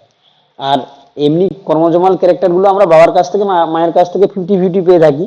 কিন্তু আমাদের যে দেহজ বৈশিষ্ট্য না, অর্থাৎ যে সমস্ত সেল অর্গানেল ক্যারেক্টারগুলো আমরা মায়ের কাছ থেকে পেয়ে থাকি। কেন না, যেহেতু ফার্টিলাইজেশনটা হওয়ার জন্য স্পার্মের নিউক্লিয়াসটা ডিম্বাশয়ের মধ্যে প্রবেশ করে, সেক্ষেত্রে আমরা কি দেখতে পাই না, আমাদের যে বডি ক্যারেক্টারগুলো বা দৈহিক যে ক্যারেক্টারগুলো, সেগুলো আমরা কি পাই, মায়ের কাছ থেকে অর্জন করি। দেখো এবার দেখো, ভালো করে দেখো, আমরা যদি দেখি এখানে যে একটা ডিম্বাণুর মধ্যে তাহলে ইয়ক রয়েছে, সাইটোপ্লাজম থাকবে, নিউক্লিয়াস থাকবে এবং অন্যান্য সাইটোপ্লাজমের যে সমস্ত মানে সেল অর্গানেলস থাকার কথা, সেগুলো আমরা দেখতে পাবো। কিন্তু ডিম্বাণুতে আমরা কি দেখতে পাই না, সেন্ট্রিওল দেখতে পাই না। সেন্ট্রিওল কিন্তু ডিম্বাণুতে অ্যাবসেন্স থাকে। আর ডিম্বাশয় থেকে নির্গত ডিম্বাণু প্রকৃতপক্ষে একটি গৌণ ডিম্বকোষ, অলরেডি আমি ডিসকাস করেছিলাম। সেকেন্ডারি ইউসাইট, এই যে বলছিলাম এখানে, এই যে এখানে বলছিলাম যে যখন হচ্ছে কি ডিম্বাণুটা রিলিজ হয়, সেটা তার নাম কি, সেকেন্ডারি ইউসাইট, এটা বলছিলাম আমি, যেটা মিওসিস 2 তে অ্যানাফেজ 2 তে আটকে থাকে। তো এখানেও সে একই কথা বলছে, দেখো যে ডিম্বাশয় থেকে যখন নির্গত ডিম্বাণু হয়, তখন সেটি একটা সেকেন্ডারি ইউসাইট। নিউক্লিয়াস দেখা যায় না, কারণ দ্বিতীয় মিওসিস বিভাজনের জন্য নিউক্লিয় পর্দা নষ্ট হয়ে যায় এবং ডিম্বাণুর প্লাজমা মেমব্রেনের বাইরে একটি তরল পদার্থ দ্বারা পূর্ণ থাকে। একে আমরা কি বলি, এই যে পেরিভাইটালাইন স্পেস বলি। আর পেরিভাইটালাইন স্পেসের বাইরে সুস্পষ্ট আমরা কি দেখতে পাই, কোষবিহীন গ্লাইকোপ্রোটিনের একটা স্টোর দেখতে পাই, যেটাকে বলা হচ্ছে জোনা পেলুসিডা। এবং জোনা পেলুসিডার বাইরের দিকে দেখো এই যে গ্রানুলোসা কোষের অনিয়মিত স্তর ছড়ানো থাকে, একে আমরা কি বলি, কোরোনা রেডিয়েটা। অলরেডি আমরা এই স্ট্রাকচারে ডিফাইন করেছিলাম। তাহলে প্রথমে থাকলে কি দেখো, মিওসিস 2 তে অ্যানাফেজ 2 তে অবস্থানকারী নিউক্লিয়াস, এবং তারপরে থাকছে কি, এখানে থাকবে ইউপ্লাজম, এবং তারপরে থাকছে ভাইটালাইন মেমব্রেন, পেরিভাইটালাইন স্পেস, জোনা পেলুসিডা এবং কোরোনা রেডিয়েটা। এখানেও সেই একই কথা বলছে, আমরা অলরেডি দেখে নিয়েছি, তাই না? তাহলে ডিম্বাণুর প্লাজমা মেমব্রেনের বাইরে কি থাকছে, একটি তরলপূর্ণ স্থান থাকে। এটা অবভিয়াসলি আরেকটা জিনিস আমি বলিনি, যে এখানে আরেকটা লেয়ার থাকবে, যেটাকে আমরা কি বলবো, প্লাজমা মেমব্রেন। ডিম্বাণুর কি থাকবে, প্লাজমা মেমব্রেন। ঠিক আছে, প্লাজমা মেমব্রেন। চলো এবার দেখো, এবার নিষেকের তাহলে আমরা প্রথমে জনন কোষ বা গেমেটের স্ট্রাকচার গুলো জেনে নিলাম। তারপর কি দেখবো এখানে আমরা, ক্যাপাসিটেশন, অর্থাৎ কিভাবে শুক্রাণু হচ্ছে সক্রিয় করছে। দেখো ক্যাপাসিটেশন থেকে পরীক্ষা প্রশ্ন দেয়, হোয়াট ইজ ক্যাপাসিটেশন, ভালো করে দেখে নাও। সদ্য নির্গত শুক্রাণুর ডিম্বাণুকে নিষিক্ত করার ক্ষমতা থাকে না, বুঝতে পেরেছো? তাহলে যখন স্পার্মিয়েশন হচ্ছে, ওই অবভিয়াসলি আমরা আগে ডিসকাস করেছি, স্পার্মিয়েশন মানে স্পার্ম রিলিজের যে প্রক্রিয়া তাকে আমরা স্পার্মিয়েশন বলি। তাহলে স্পার্মিয়েশনের সঙ্গে সঙ্গে কিন্তু একটা স্পার্মের কোনো ফাংশন থাকে না যাতে সে ডিম্বাণুকে নিষিক্ত করতে পারে। তো এই জন্য কি হচ্ছে দেখো, সাধারণত 5 থেকে 6 ঘন্টা যখন সে স্ত্রী জননাঙ্গে থাকার পরে শুক্রাণু নিষিক্ত করার ক্ষমতা জন্মায়, বুঝতে পারলে? তাহলে আফটার আফটার আমরা বলতে পারি আফটার হচ্ছে কি বলবো, স্পার্মিয়েশন।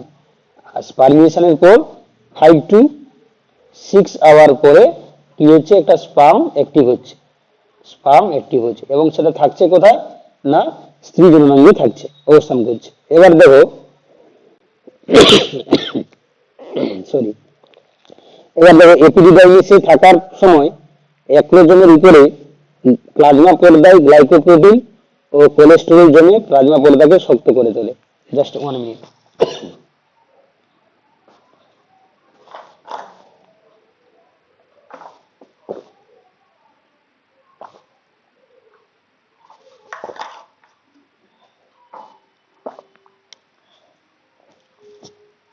দেখো তাহলে কি হলো, তাহলে ক্যাপাসিটেশন জিনিসটা কি দেখো, তাহলে আমরা দেখলাম যে স্পার্মিয়েশনের পর 5 to 6 আওয়ার পর একটা স্পার্ম অ্যাক্টিভ হচ্ছে।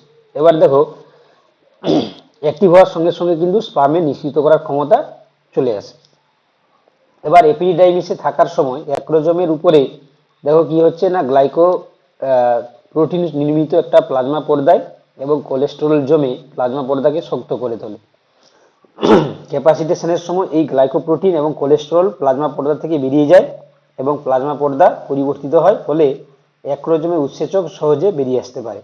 তাহলে আমরা সোজা কথাই বলতে পারি যে একটা স্পার্ম যে সক্রিয় হচ্ছে বা অ্যাক্টিভ হচ্ছে, সেই প্রসেসটাকে আমরা কি বলছি, ক্যাপাসিটেশন। সেক্ষেত্রে একটা স্পার্মিয়েশনের পর 5 to 6 আওয়ার পরে যখন সে নিশ্চিত করার ক্ষমতা পাচ্ছে, সেখানে আমরা দেখতে পেলাম কি, যে একটা স্পার্মের যে অ্যাক্রোজোম থাকে, সেই অ্যাক্রোজোমের উপরে কি থাকে, একটা লেয়ার থাকে, আস্তরণ থাকে। সেটা কি নিয়ে তৈরি হয় না, গ্লাইকোপ্রোটিন এবং কোলেস্টেরল। মনে রাখবে, গ্লাইকোপ্রোটিন প্লাস কোলেস্টেরল। তাহলে এই গ্লাইকোপ্রোটিন এবং কোলেস্টেরল নিয়ে যে একটা লেয়ার তৈরি করে, কার উপরে না, অ্যাক্রোজোমের উপরে। এই গ্লাইকো পর্দা দেখো প্রথমে ছিল, তো সেটা কি হবে, পর্দা থেকে বেরিয়ে যায়, তাহলে প্লাজমা পর্দা পরিবর্তিত হয়। ফলে অ্যাক্রোজোমের মধ্যে আমরা অলরেডি দেখেছিলাম যে দুটো উৎসেচক থাকে, একটা হায়ার নিউরোনিডেজ আর এটা হচ্ছে কি প্রোটিওলাইটিক এনজাইম। তাহলে এরা তখন কি হবে, বেরিয়ে যেতে পারবে। এই যে প্রসেসটাকে আমরা কি বলছি, ক্যাপাসিটেশন বলছি। চলো এর পরের স্টেপে কি হয়, এবার কি হচ্ছে দেখো, 3 নম্বর স্টেজে ডিম্বাণু এবং শুক্রাণুর সাক্ষাৎ। প্রথমে কি হয় দেখো, এবার দেখো স্ত্রী জননাঙ্গে শুক্রাণু পতিত হওয়ার 5 মিনিটের মধ্যে জরায়ু এবং ফ্যালোপিয়ান নালীর সংকোচনের ফলে ফ্যালোপিয়ান নালীতে পৌঁছে যায়, বুঝতে পেরেছো তো? তাহলে স্পার্ম যখন হচ্ছে কি, তখন আফটার ইজাকুলেশন, এই স্পার্মটা যখন ইউটেরাসে যাচ্ছে, সেখান থেকে ফ্যালোপিয়ান নালীতে যাওয়া পর্যন্ত যে সময়কাল, সেটা কত না, 5 মিনিট।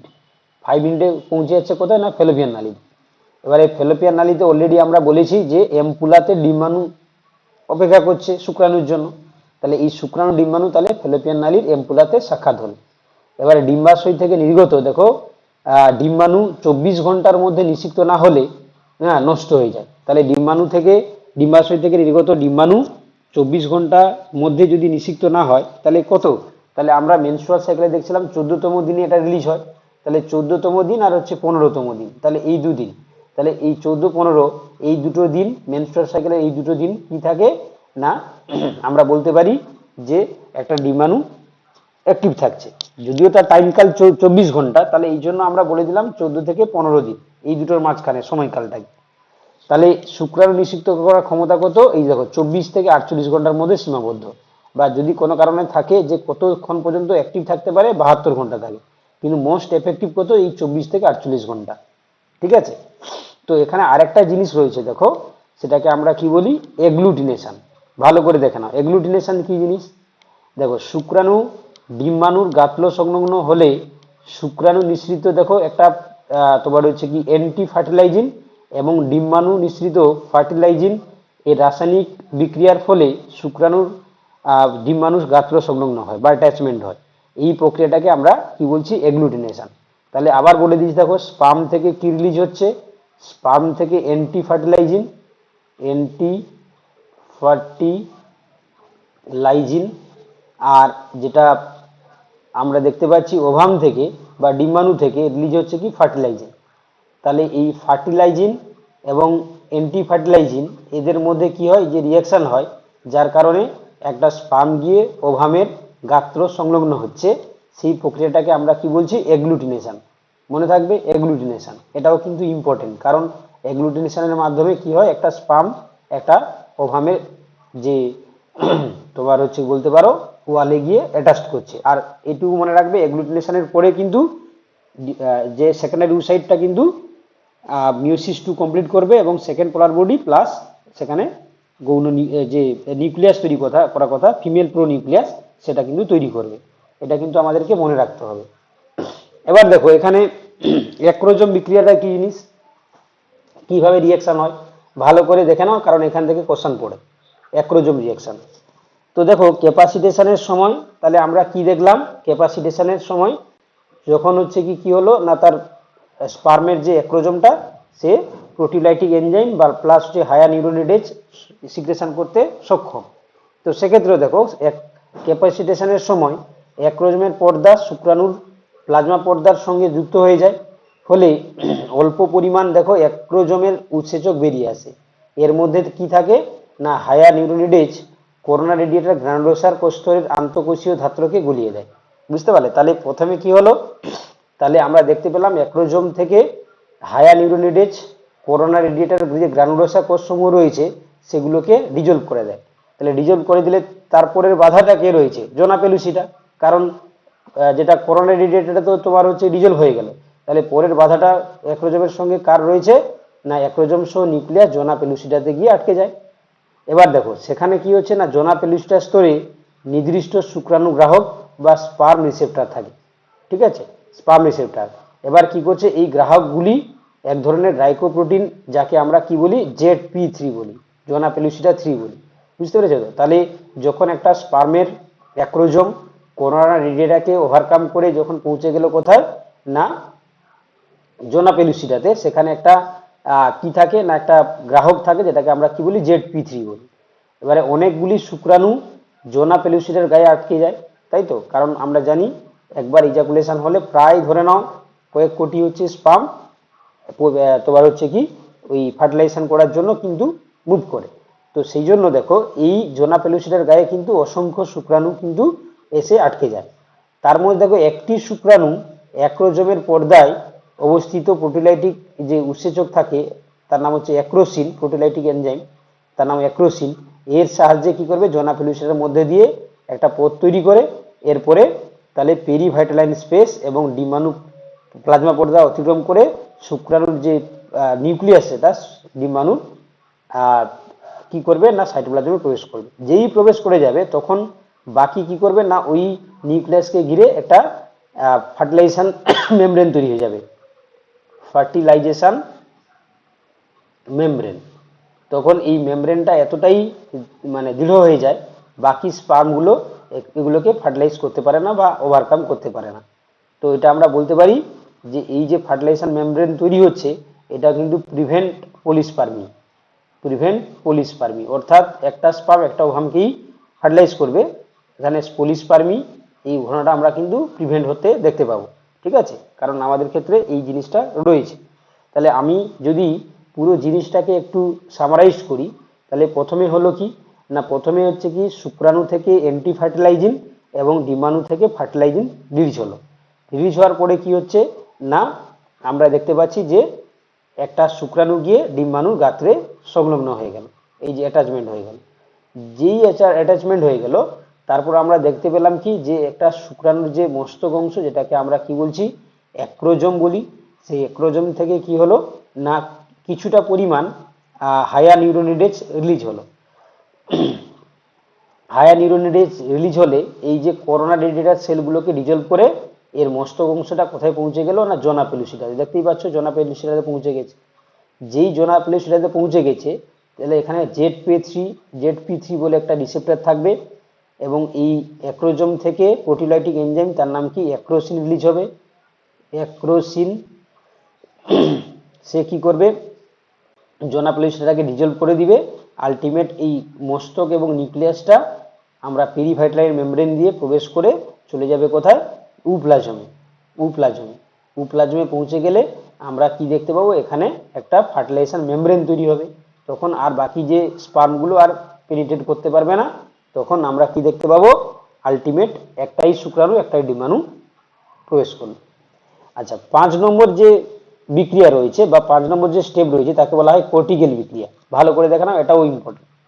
কর্টিক্যাল বিক্রিয়া জিনিসটা কি না, যখন দেখো ডিম্বাণুর প্লাজমা পর্দার নিচে পর্দা বেষ্টিত দানা থাকে, ঠিক আছে, তাহলে ডিম্বাণুর প্লাজমা পর্দার নিচে কি থাকে একটা পর্দা বেষ্টিত দানা থাকে, এদের কর্টিক্যাল গ্রানিউলস বলা হয়। ঠিক আছে, তাহলে কোথায় থাকছে না আমি যেটা এখানে সংক্ষেপে বলে দিয়েছিলাম যে ফার্টিলাইজেশন মেমব্রেন কিভাবে তৈরি হচ্ছে দেখো। তাহলে প্রথমে কি হলো যে কর্টিক্যাল গ্রানিউলস রয়েছে কোথায় না ডিম্বাণুর প্লাজমা পর্দার নিচে। এবারে এই কর্টিক্যাল গ্রানুলসের মধ্যে প্রধানত প্রোটিন ও মিউকোপলিপেপটাইড থাকে। তাহলে কর্টিক্যাল গ্রানুলস কি নিয়ে তৈরি হয় প্রোটিন এবং মিউকোপলিপেপটাইড।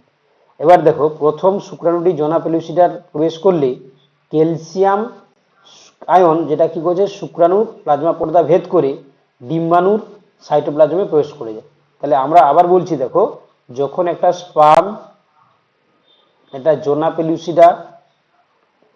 পেলুসিডা ভেদ করছে তখন কি হয় না এই স্পার্ম থেকে Ca2+ কি করছে না ডিম্বাণু প্লাজমা পর্দা ভেদ করে উপ্লাজমে চলে যাচ্ছে, উপ্লাজমে প্রবেশ করে যাচ্ছে। যেই উপ্লাজমে প্রবেশ করে এবং কর্টিক্যাল গ্রানিউলস থেকে রাসায়নিক পদার্থগুলিকে এক্সোসাইটোসিস প্রক্রিয়ায় পেরিভাইটালাইন স্পেসে পাঠিয়ে দেয় এবং তার সঙ্গে দেখো এই রাসায়নিক পদার্থগুলি জোনা পেলুসিডার সঙ্গে যুক্ত হয়ে এটা দেখো ফার্টিলাইজেশন মেমব্রেন, যেটা আমি অলরেডি আগে বলেছি, সেই ফার্টিলাইজেশন মেমব্রেনটাকে তৈরি করে দিই, যেটাকে আমরা কি বলি নিষেক পর্দা। দেখো নিষেক পর্দা গঠিত হওয়ার পরে অন্য ডিম্বাণু শুক্রাণুতে প্রবেশ করতে পারে না। বুঝতে পারলে কি বললাম? তাহলে এই জিনিসটা আবার বুঝে নাও। তাহলে দেখো যেই হচ্ছে কি দেখো জোনা পেলুসিডাতে পৌঁছে গেল স্পার্ম, তখন কি হবে স্পার্ম থেকে ক্যালসিয়াম আয়ন ডিম্বাণুর জোনা পেলুসিডা ভেদ করে চলে যাচ্ছে কোথায় উপ্লাজমে। উপ্লাজমে যেই ক্যালসিয়াম আয়ন পৌঁছে গেল তখন কি হবে না ডিম্বাণুর যে কর্টিক্যাল গ্রানুলস রয়েছিল তার মধ্যে প্রোটিন এবং মিউকোপলিপেপটাইড নিয়ে গঠিত, এরা চলে আসবে কি বাইরে, অর্থাৎ জোনা পেলুসিডার কাছে চলে আসবে। চলে এসে এরা কি করছে না পুং প্রো নিউক্লিয়াস, ঠিক আছে, male pronucleus plus female pro নিউক্লিয়াসকে ঘিরে একটা মেমব্রেন তৈরি করে দিবে, তার নাম ফার্টিলাইজেশন মেমব্রেন বা নিষেক পর্দা তৈরি করে দিবে। এই নিষেক পর্দা তৈরি হয়ে গেলে ফার্দার আর কোনো শুক্রাণু ডিম্বাণুতে প্রবেশ করতে পারবে না। হয়েছে? চলো এবার কি হচ্ছে দেখো শুক্রাণু ডিম্বাণু নিউক্লিয়াসের মিলন। এবারে আর তো কোনো বাধা নেই, এবার কি হবে শুক্রাণুর সঙ্গে ডিম্বাণুর মিলন ঘটবে। কিভাবে দেখো, তাহলে শুক্রাণু নিউক্লিয়াসটি ডিম্বাণুর সাইটোপ্লাজমে প্রবেশ করার পর, হ্যাঁ অ্যাকচুয়ালি সাইটোপ্লাজম না বলে আমরা কি বলবো এটাকে উপ্লাজম, আর উপ্লাজম, কারণ ডিম্বাণু সাইটোপ্লাজমকে আমরা কি বলি উপ্লাজম বলি। দেখো করার পরে কি হচ্ছে দেখো ডিম্বাণুতে স্থগিত থাকা মিওসিস বিভাজন সম্পন্ন হয়। অলরেডি আমি আগে বলেছিলাম ওখানে কি হয়েছিল মিওসিস 2-তে এনাফেজ 2-তে আটকে ছিল, তাহলে মিওসিস 2 কমপ্লিট করবে, দিয়ে কি তৈরি করছে একটা ক্ষুদ্র সেকেন্ড পোলার বডি প্লাস হচ্ছে কি তোমার একটি পরিণত ডিম্বাণু তৈরি করছে। এবার ক্ষুদ্র পোলার বডিটি পেরিভাইটালাইন স্পেসে চলে যায় আর ডিম্বাণুর নিউক্লিয়াসটি দেখো যে স্ত্রী প্রো নিউক্লিয়াস এবং শুক্রাণুর নিউক্লিয়াসটি পুং প্রো নিউক্লিয়াস হিসাবে অগ্রসর হয় এবং তারা কাছাকাছি আসবে এবং তাদের মধ্যে কি হবে মিলন ঘটবে, দিয়ে আলটিমেট কি হবে সেখান থেকে জাইগোট আমরা দেখতে পাবো। এই যে শুক্রাণু আর ডিম্বাণুর ক্রোমোজোমগুলি মিলিত হওয়ার প্রক্রিয়াটাকে আমরা কি বলি ক্যারিওগেমি বলি। কি বলা হয় ক্যারিওগেমি, বা আমরা কি বলতে পারি এমফিমিক্সিসও বলতে পারি। তাহলে আলটিমেট যখন মিলিত হয়ে যাবে সেখান থেকে আমরা জানি প্রথমে কি হবে জাইগোট তৈরি হবে, সেই জাইগোট হচ্ছে কি পরবর্তীকালে কি হবে না, জাইগোটের আমরা কি দেখতে পাই, ক্লিভেজ দেখতে পাই, তাই না? জাইগোট এর ক্লিভেজ দেখতে পাই, ক্লিভেজ ক্লিভেজ হয়ে গেলে আমরা কি দেখতে পাবো না, এই ক্লিভেজ যখন হচ্ছে এখানে আমরা অবভিয়াসলি কি দেখতে পাবো, ক্লিভেজের ক্ষেত্রে মাইটোসিস, মানে জাইগোট থেকে ক্লিভেজ যখন হচ্ছে এখানে র্যান্ডাম মাইটোসিস হচ্ছে, মাইটোসিস। এবং মাইটোসিসের ক্ষেত্রে মনে রাখবে এখানে এখানে সবসময় মনে রাখবে এখানে G1 এবং S স্কিপ করে নেয়, ঠিক আছে? G1 এবং এই S স্টেজটা সেল ডিভিশনের স্কিপ থাকে, বারবার রেপিড ডিভিশন করে, এবং রেপিড ডিভিশন করার পরে এখানে আমরা দেখতে পাবো ক্লিভেজের মাধ্যমে এমব্রায়ো তৈরি করবে, এমব্রায়ো, তাই না? এমব্রায়ো তৈরি করবে। তো অবভিয়াসলি ক্লিভেজের মাধ্যমে যখন হচ্ছে সেখানে মরুলা, ব্লাস্টুলা, গেস্টুলা তৈরি হয়, সেখানে এমব্রায়ো তৈরি হবে। দিয়ে আমরা তার আগে দেখতে পাবো তিনটে লেয়ার থাকবে, অ্যাক্টোডার্ম, মেসোডার্ম, এন্ডোডার্ম, দিয়ে সেখান থেকে বিভিন্ন রকম ইন্টারনাল অর্গান তৈরি হবে, এবং সেখান থেকে আমরা একটা কমপ্লিট ফিটাস দেখতে পাবো। তো সেটা আমাদের সিলেবাসে আপাতত নেই, সেক্ষেত্রে আমরা আলোচনা করব না, কিন্তু আমরা যেটা প্রথমে এখানে আলোচনা করব, যেটা আমাদের রয়েছে মেমেলসের হচ্ছে কি কিভাবে কি তৈরি হয় না, প্লাসেন্টা তৈরি হয়, সেই প্লাসেন্টা নিয়ে আমরা প্রথমে একটু আলোচনা করব, ঠিক আছে? প্লাসেন্টা, ওমরা বা প্লাসেন্টা। তাহলে ওমরা বা প্লাসেন্টা জিনিসটা কি, এটা যদি আমরা ডিসকাস করি তাহলে জিনিসটা বুঝতে পারবো যে যে কানেকশনের মাধ্যমে একটা এমব্রায়োর সঙ্গে তার মায়ের মধ্যে কানেক্টিভিটি রক্ষা হয় সেটাকে আমরা কি বলি, ওমরা বা প্লাসেন্টা বলি, তাই না? তাহলে আমরা কি বলি যে ওমরা বা প্লাসেন্টা হচ্ছে এমন একটা কানেকশন যেটা হবে মাতৃদেহের সঙ্গে ভ্রূণের মধ্যে একটা সম্পর্ক রক্ষা করে। তো সেটাকে আমরা কি বলছি, প্লাসেন্টা বলছি, প্লাসেন্টা। এই প্লাসেন্টার যদি আমরা মানে একটা মানুষের ক্ষেত্রে, ফিমেলের ক্ষেত্রে তার ওয়েট দেখি তাহলে কত হয়, প্রায় 500 গ্রাম তার হচ্ছে ওয়েট হয়। এবং সেটা যদি আমরা তার বেস এবং তার পুরু যদি হিসাব দেখি তাহলে কি দেখতে পাবো, এটা হবে 18 সেন্টিমিটার বেসটা, এবং পুরু হবে 3.5 সেন্টিমিটার। ওকে, এটা প্লাসেন্টার ক্ষেত্রে। এবং এটার উপাদান কি না, প্লাসেন্টা হচ্ছে মাতৃকলা এবং ভ্রূণকলা নিয়ে গঠিত হবে। এবং দেখো এখানে আমরা দেখতে পাবো প্রায় মানুষের ক্ষেত্রে প্লাসেন্টা প্রায় হচ্ছে কত প্রকারের হয় না, প্রায় 3 প্রকারের হয়। এই মানুষের ক্ষেত্রে কত প্লাসেন্টা 3 টাইপসের হয়, 3 টাইপসের হয়, 3 টাইপসের। একটা কি, একটা রয়েছে তোমাদের মনে রাখতে হবে, এটা হচ্ছে হিমোকোরিয়নিক প্লাসেন্টা, হিমোকোরিয়নিক কোরি বা হিমোকোরিয়াল প্লাসেন্টা। সেকেন্ড রয়েছে ডিসকয়েডাল প্লাসেন্টা, ডিসকয়েডাল প্লাসেন্টা। এবং 3 নম্বরে আমরা দেখতে পাবো কি, ডেসিডুয়াস প্লাসেন্টা, ডেসিডুয়াস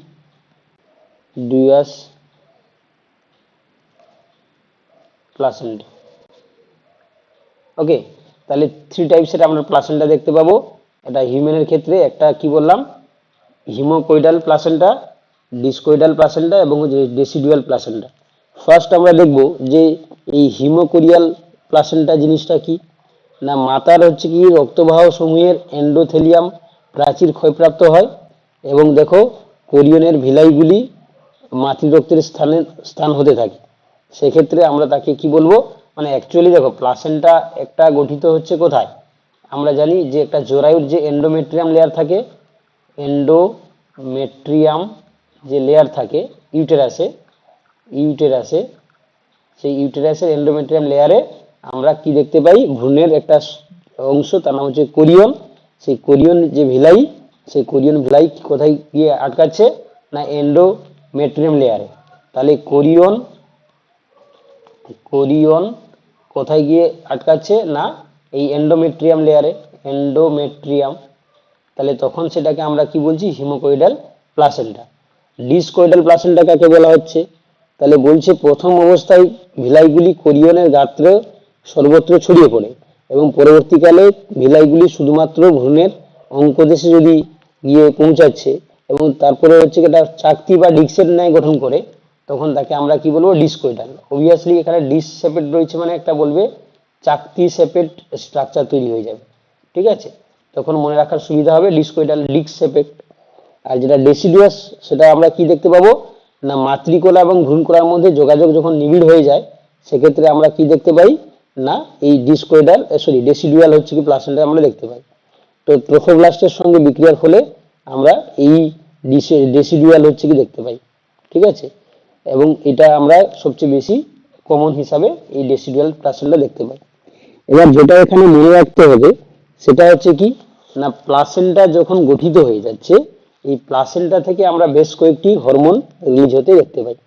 প্লাসেন্টা থেকে বেশ কয়েকটি হরমোন আমরা রিলিজ হতে দেখতে পাই। ফার্স্ট তো দেখো এখানে যে হরমোনটা ক্ষরিত হয়, যেমন প্রোজেস্টেরন, প্রোজেস্টেরন।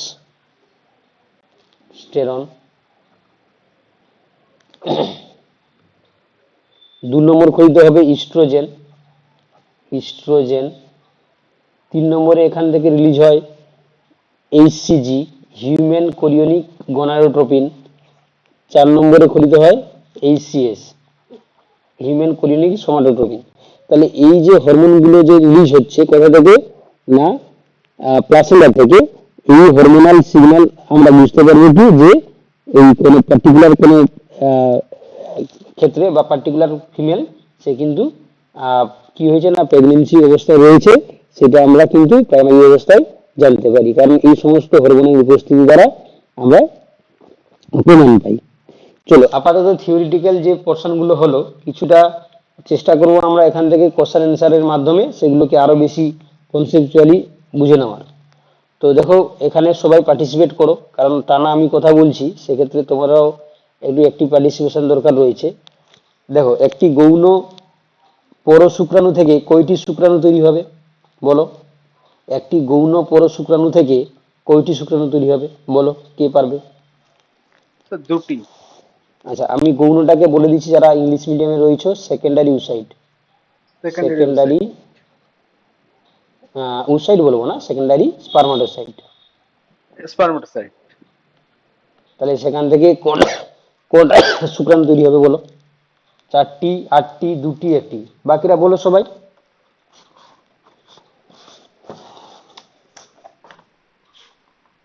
কটা হবে? একজন বলছে দুটো, চার। 4টি নাকি? আচ্ছা, হ্যাঁ। 2টি। 4টি নয় বাবা, 2টি গৌণ সেকেন্ডারি হচ্ছে স্পারমাটোসাইট, বলেছিলাম তো বাবা। দেখো আবার বলে দিচ্ছি, দেখো স্পারমাটোগোনিয়াম, স্পারমাটোগোনিয়াম থেকে প্রাইমারি স্পারমাটোসাইট, সেখান হ্যাঁ থেকে হ্যাঁ, দুটি দুটি। হ্যাঁ সেকেন্ডারি স্পারমাটোসাইট, সেখান থেকে আমরা দেখতে পেয়েছিলাম কি, তাহলে এই যেটা প্রাইমারি স্পারমাটোসাইট থেকে সেকেন্ডারি স্পারমাটোসাইট হচ্ছিল, তাই না? আমি এখানে দেখিয়ে দিচ্ছি, দেখো আবার পুরোনো ফিরে যাচ্ছি, দিলে বুঝতে পারবে ভালো করে।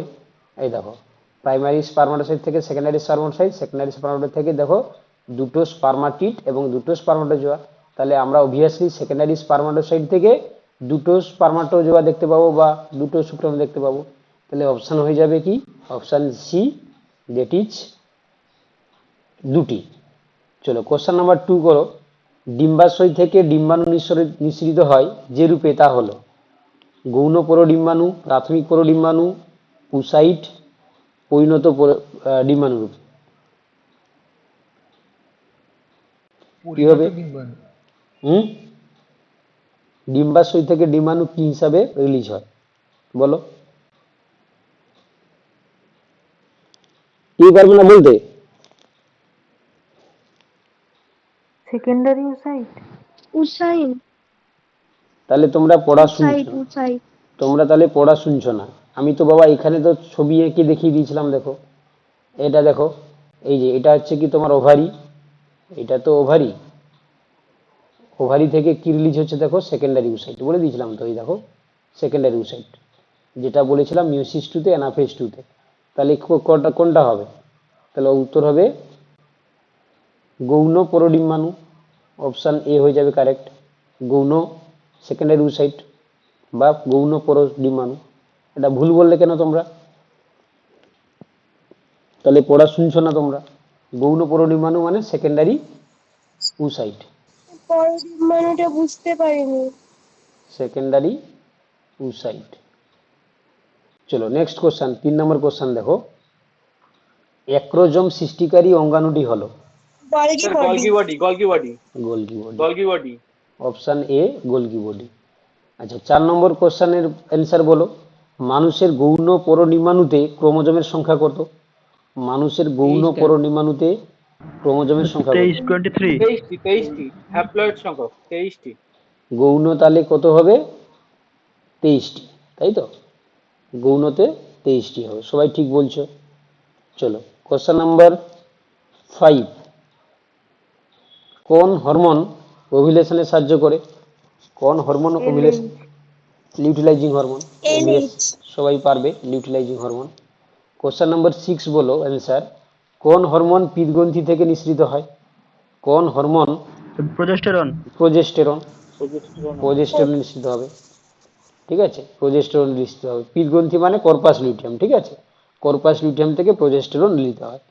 কোশ্চেন নাম্বার 7 করো, ওভিলেশনের পর সৃষ্ট হলুদ বর্ণের গ্রন্থিটির নাম কি? ওভিলেশনের পর সৃষ্ট, এটা তো অবভিয়াসলি সোজা কোশ্চেন, কর্পাস লিউটিয়াম বা যেটাকে আমরা কি বলি বাংলায় পিত্তগ্রন্থি বলি, পিত্তগ্রন্থি। চলো কোশ্চেন নাম্বার 8 করো তাহলে, নিম্নলিখিত কোনটি সঠিক? নিম্নলিখিত কোনটি সঠিক? মিওসিস 1 সংগঠিত হয় প্রাথমিক পরশুক্রাণুতে, মিওসিস 1 সংগঠিত হয় গৌণ পরশুক্রাণুতে, মিওসিস 1 সংগঠিত হয় অপূর্ণ শুক্রাণুতে, মিওসিস 2 সংগঠিত হয় অপূর্ণ শুক্রাণুতে। অপূর্ণটাকে স্পারমাটিড বলে দিয়েছে, অপূর্ণ ওতে, আর গৌণ পরশুক্রাণু মানে সেকেন্ডারি স্পারমাটোসাইট, প্রাথমিকটাকে বলা হয় প্রাইমারি স্পারমাটোসাইট। তাহলে কোনটা সঠিক বলো? মিওসিস কোথায় হয় বলো? কি হবে? অপশন এ হবে, অবভিয়াসলি অপশন এ হবে বাবা। তোমরা কেন সবাই পারছো না সেটাই তো আমার মানে চিন্তার কারণ। এখানে তো বাবা দেখে নাও কি হলো, দেখো দেখি, এই তো এই ছিল তো তার জিনিস। তাহলে আমরা দেখতে পেলাম যে স্পারমাটোগোনিয়ামে মাইটোসিস, আমি তো পড়ানোর সময়ই পরিবাহী করে বলে দিয়েছি যে স্পারমাটোগোনিয়ামে মাইটোসিস হয়, প্রাইমারি স্পারমাটোসাইডে মিওসিস 1 হয়, আর সেকেন্ডারি স্পারমাটোসাইট যখন তৈরি হচ্ছে সেখানে কি হবে? মিওসিস 2 হচ্ছে। তাহলে অবভিয়াসলি এখানে কোশ্চেনের অ্যান্সার কি হবে? এখানে কোশ্চেন রয়েছে কি, এখানে কোশ্চেন রয়েছে যে কোনটি সঠিক। তাহলে মিওসিস 1 কোথায় হচ্ছে? মিওসিস 1 হচ্ছে প্রাথমিক পরশুক্রাণুতে, তাই না? আর মিওসিস 2 কোথায় হয়? তাহলে সেকেন্ডারি স্পারমাটোসাইটে। ওকে, চলো কোশ্চেন নাম্বার 9 করো তাহলে। কোশ্চেন নাম্বার 9 আমি পড়ছি না, তোমরা নিজেরা পড়ে অ্যান্সার করার চেষ্টা করো।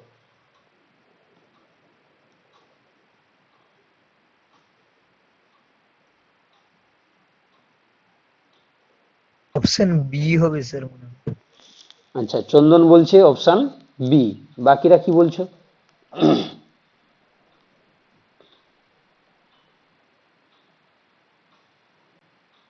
আচ্ছা যদিও এই কনসেপ্ট সবগুলো আমি এখানে পড়াইনি, তাও দিয়েছি যাতে তোমরা মানে চেষ্টা করে বলতে অপশন পারো। এ হবে স্যার, অপশন এ হবে, অপশন এ হবে, option A, option A option A হবে, প্রজেস্টেরনটা। অপশন এ হবে স্যার, অপশন আচ্ছা এ হবে। কিছুজন বলছে আবার অপশন এ। জাস্ট চারেরটা দেখে বললাম, প্রজেস্টেরন থেকে আচ্ছা দেখছি, দেখো তাহলে আমরা প্রোজেস্টেরনের ফাংশন বলতে পারবো, বা এই যে প্রোল্যাকটিনের কাজ দেখো আমি বলে দিচ্ছি। দেখো প্রোল্যাকটিন হচ্ছে কি, দুগ্ধ উৎপাদনে সাহায্য করে, এটা তো সবাই পারবে। তাহলে দেখো স্যার কোথায় অপশন এ আছে, হবে অ্যান্সার। আচ্ছা দেখে নিচ্ছি দাঁড়াও। তাহলে এবারে প্রোল্যাকটিনের সঙ্গে কোনটা হবে? তাহলে এখানে রয়েছে কিছু, এই তো রয়েছে। তাহলে প্রোল্যাকটিন কি করছে? সন্তান প্রসবের পর দুগ্ধকরণে সাহায্য করে। ওকে, তাহলে 3-এর সঙ্গে সরি রোমান 2 এর সঙ্গে 3-এর মধ্যে মিল পাচ্ছি আমরা। আচ্ছা অক্সিটোসিন কি করে দেখো, অক্সিটোসিন দেখো ডিম্বাণু নিঃসরণে উদ্দীপিত করে, নিশ্চয়ই নয়। আচ্ছা লিউটিলাইজিং হরমোন ডিম্বাণু নিঃসরণে উদ্দীপিত করে, এটা ঠিক আছে, 3-এর সঙ্গে 1। আচ্ছা তারপরে দেখো তারপরে ওই যে প্রোজেস্টেরন দেখো রোপণ এবং গর্ভাবস্থা বজায় রাখে, এটা হচ্ছে কি তোমার 2-এর সঙ্গে চলে যাবে, তাই না? তাহলে এটা যে 4, এটা হয়ে গেল কত না, লিউটিলাইজিং হরমোন হচ্ছে কি এটা 3, আর এটা হয়ে গেল কত অপশান 2। বাকি পড়ে থাকলো কি, বাকি পড়ে থাকলো তোমাদের আমাদের হাতে কি পড়ে থাকলো না, অক্সিটোসিন। অক্সিটোসিন কি করছে না, এই যে প্রসব ব্যথার সময় জরায়ু সংকোচন ঘটায়। অপশন এটা ওয়ান। আর জরায়ু সংকোচনে সাহায্য করে, ওটা হবে। তাহলে হ্যাঁ, আর অক্সিটোসিন আরেকটা কাজ বলে দিচ্ছি দেখো, এটা হচ্ছে কি দুগ্ধ নিঃসরণে সাহায্য করে, দুগ্ধ নিঃসরণে সাহায্য করে, বুঝতে পারলে? যেমন প্রোল্যাকটিন দুগ্ধ উৎপাদনে সাহায্য করে, তেমনি অক্সিটোসিন কি করছে, দুগ্ধ নিঃসরণে সাহায্য করে। আচ্ছা চলো তাহলে এটা যদি আমরা অপশন মিলাই তাহলে কি হবে দেখো, ওয়ানের সঙ্গে 4 ঠিক আছে, 2 এর সঙ্গে 3 ঠিক আছে, 3 এর সঙ্গে 1 ঠিক আছে। হ্যাঁ, তাহলে অপশন এ হয়ে যাবে কারেক্ট অ্যান্সার, এটাই অ্যান্সার হয়ে যাবে অপশন এ। চলো নেক্সট কোশ্চেন, চলো এটা কি হবে বলো, কোশ্চেন নাম্বার 10, তোমরাই পড়ো।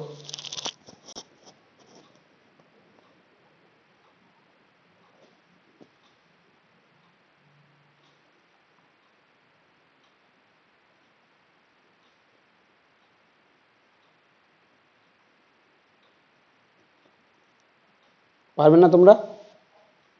না স্যার, এটা অপশন বি পারবো না, হবে, অপশন বুঝতে বি। পারছি না। মিওসিস টু, আচ্ছা, মিওসিস টু এবং অলরেডি তো এই মেরুদণ্ডের ধরনের কোশ্চেন, নিষ্ক্রমণের আগে। আচ্ছা অপশন বি হবে স্যার। অপশন বি হবে। আচ্ছা দেখো, তাহলে অলরেডি এই কনসেপ্টে তো আগেও আমরা কোশ্চেন করলাম। দেখো পরডিম্বাণু যেটা উসাইট, হ্যাঁ মানে সেকেন্ডারি উসাইট, যেটা ডিম্বাশয় থেকে এলএইচ এর প্রভাবে নিষ্কাশিত হয়, যেটি সম্পূর্ণ হওয়ার পর, মানে আমরা এখানে কোশ্চেনটা বলছে ওভারি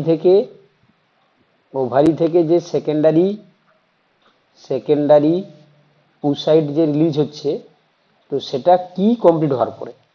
তাহলে ফার্স্ট অপশন বলেছে মিওসিস ও মেরুডিম্ব নির্গমনের আগে।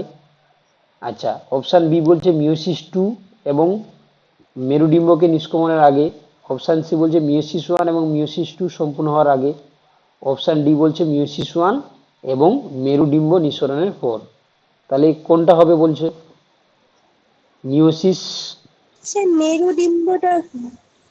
মেরু মানে পোলার বডি আর কি, মেরুডিম্ব মেরুডিম্ব মানে মানে হচ্ছে পোলার পোলার বডি। বডি, মেরুডিম্ব মানে পোলার বডি, পোলার বডি। তাহলে অবভিয়াসলি কি হবে, তাহলে মিওসিস ওয়ান হয়ে যায় কিন্তু মিওসিস টু তো হয় না, তাহলে অপশান সি তো এলিমিনেট করে দিলাম।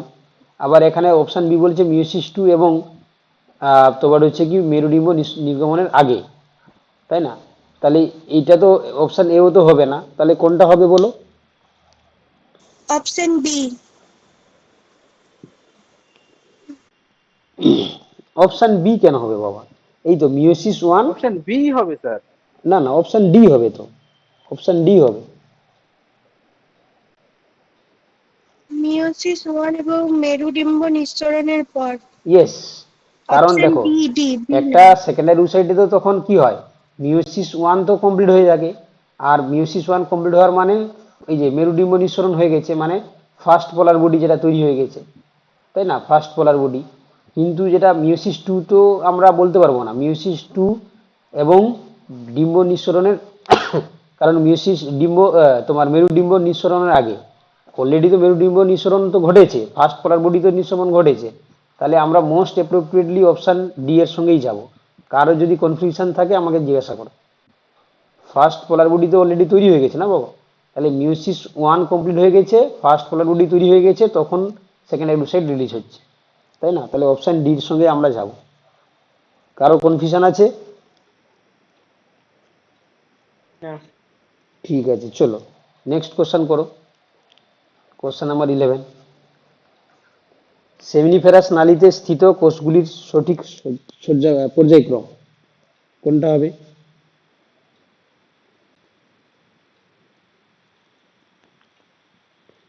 স্যার বিটা। B, option B. দেখো অপশন বি তে হচ্ছে কি কি হবে? দেখো, option B. Option B, spermatogonia, primary spermatocyte, হ্যাঁ স্পারমাটিড, তারপর বি স্পারমাটোজোয়া। হবে। Option yes, B. সবাই পারবে এটা, তাও যারা দেখে নাও, এটা এই ধরনের কোশ্চেন কিন্তু পরীক্ষায় দেয়। Spermatogonia, primary spermatocyte, secondary spermatocyte, spermatid, spermatozoa, option B. চলো কোশ্চেন নাম্বার তাহলে কত হবে? 12। 12 কি হবে বলো? শুক্রাণুর উপরে তলে যে রাসায়নিক পদার্থ থাকে তা হলো? Anti fertilising. অ্যান্টি ফার্টিলাইজিং হবে। অবভিয়াসলি তাহলে অ্যান্টি ফার্টিলাইজিনই হবে, কারণ আমরা একটু আগে দেখছিলাম যে অ্যান্টি ফার্টিলাইজিন আর ফার্টিলাইজিন থাকবে ওভারির, সরি, ওভিউলের সারফেসে, বা হচ্ছে কি যেটা আমরা বলি ওভাম আর কি, আর শুক্রাণুর উপরিতলে থাকবে অ্যান্টি ফার্টিলাইজিন। চলো কোশ্চেন নাম্বার 13 বলো কি হবে। স্যার অপশন বি কারেক্ট হবে। হুম, অপশন যে বি, প্রাথমিক পরশুক্রাণু থেকে গৌণ পরশুক্রাণু, প্রাইমারি স্পারমাটোসাইট থেকে সেকেন্ডারি স্পারমাটোসাইট। সেকেন্ডারি স্পারমাটোসাইট, ওইটাই ঠিক হবে, অপশন বি। তাহলে এখানে বলেছে যে কোন ধাপে মিওসিস বিভাজন ঘটে, তাহলে আমরা মিওসিস বিভাজন কোথায় দেখতে পাই? মিওসিস আমরা দেখতে পাই প্রাইমারি স্পারমাটোসাইট থেকে সেকেন্ডারি স্পারমাটোসাইট, এবং সেকেন্ডারি স্পারমাটোসাইট থেকে স্পারমাটিড তৈরির সময়। বেশ, প্রাইমারি থেকে সেকেন্ডারি তৈরির সময় মিওসিস 1, আর সেকেন্ডারি থেকে স্পারমাটিডের সময় মিওসিস 2। তাহলে এখানে অপশন বি হয়ে যাবে কারেক্ট, তাই তো? চলো নেক্সট কোশ্চেন নাম্বার 14 করো। 4টি প্রাথমিক স্পারমাটোসাইট থেকে কটি পরিণত শুক্রাণু উৎপন্ন হয়?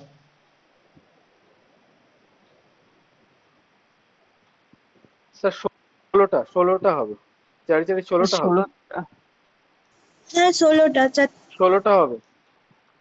দেখো দেখো তাহলে একটা প্রত্যেকটা, থেকে 4টি, 4টে থেকে 16। একটা থেকে দুটো সেকেন্ডারি স্পারমাটোসাইট, দুটো থেকে 4টে, তাহলে একটা থেকে হচ্ছে 4টে, তাহলে 4টে থেকে 16টা হবে। ইয়েস, তাহলে একটা প্রাইমারি স্পারমাটোসাইট থেকে 4টা স্পার্ম তৈরি হয়, তাহলে এখানে 4টা প্রাইমারি স্পারমাটোসাইট বলেছে, তাহলে 4 ইন্টু 4, তাই না, 16টা হচ্ছে কি স্পার্ম তৈরি হবে, তাই না? চলো নেক্সট কোশ্চেন বলছে, দেখো এটা করো, কোশ্চেন নাম্বার 15, যে যেটি হ্যাপ্লয়েড কোষ, কোনটা হ্যাপ্লয়েড কোষ? অপশন সি গৌণ পরশুক্রাণু, সেকেন্ডারি উসাইট। সেকেন্ডারি উসাইট হচ্ছে হ্যাপ্লয়েড কোষ। হ্যাঁ,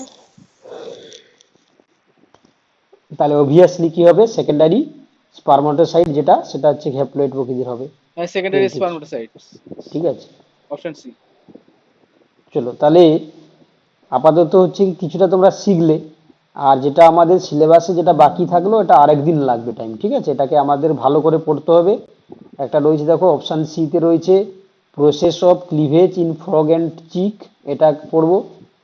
তার সঙ্গে রয়েছে দেখো gastrulation in the frog and chick, gastrulation কিভাবে ঘটছে ফ্রগ এবং চিকে। আর যেটা রয়েছে অর্গানাইজার কনসেপ্ট, এটা রয়েছে। তাহলে এই তিনটে মিলে, অর্থাৎ এই যে 3, 4 আর 6, এই তিনটে মিলে আর একটা ক্লাস লাগবে সময়, ঠিক আছে? এগুলো হচ্ছে কি পুরো নতুন কনসেপ্ট, হ্যাঁ, তো অতএব হচ্ছে এই ক্লাসটা লাগবে এগুলো বোঝার জন্য। তাহলে আমরা নেক্সট ক্লাসে জুলজিতে যেটা রয়েছে, তাহলে ফ্রগ, চিক, এই কার একটু মিউট করলে ভালো হয়। দেখো ফ্রগ, চিক আর হচ্ছে কি তোমার তার আমরা ক্লিভেজ প্রসেস দেখব, ফ্রগ আর চিকের গেস্টুলেশন দেখব, আর অর্গানাইজার কনসেপ্টটা দেখব, ঠিক আছে? তো আপাতত আজকে যেটা আমরা পড়লাম কম বেশি সবাই বুঝতে পেরেছি তো, তাই তো? সবাই বুঝতে পেরেছি? হ্যাঁ স্যার, হ্যাঁ। ঠিক আছে, তাহলে আজকে মতন থাকলো। কারো কিছু কোয়ারি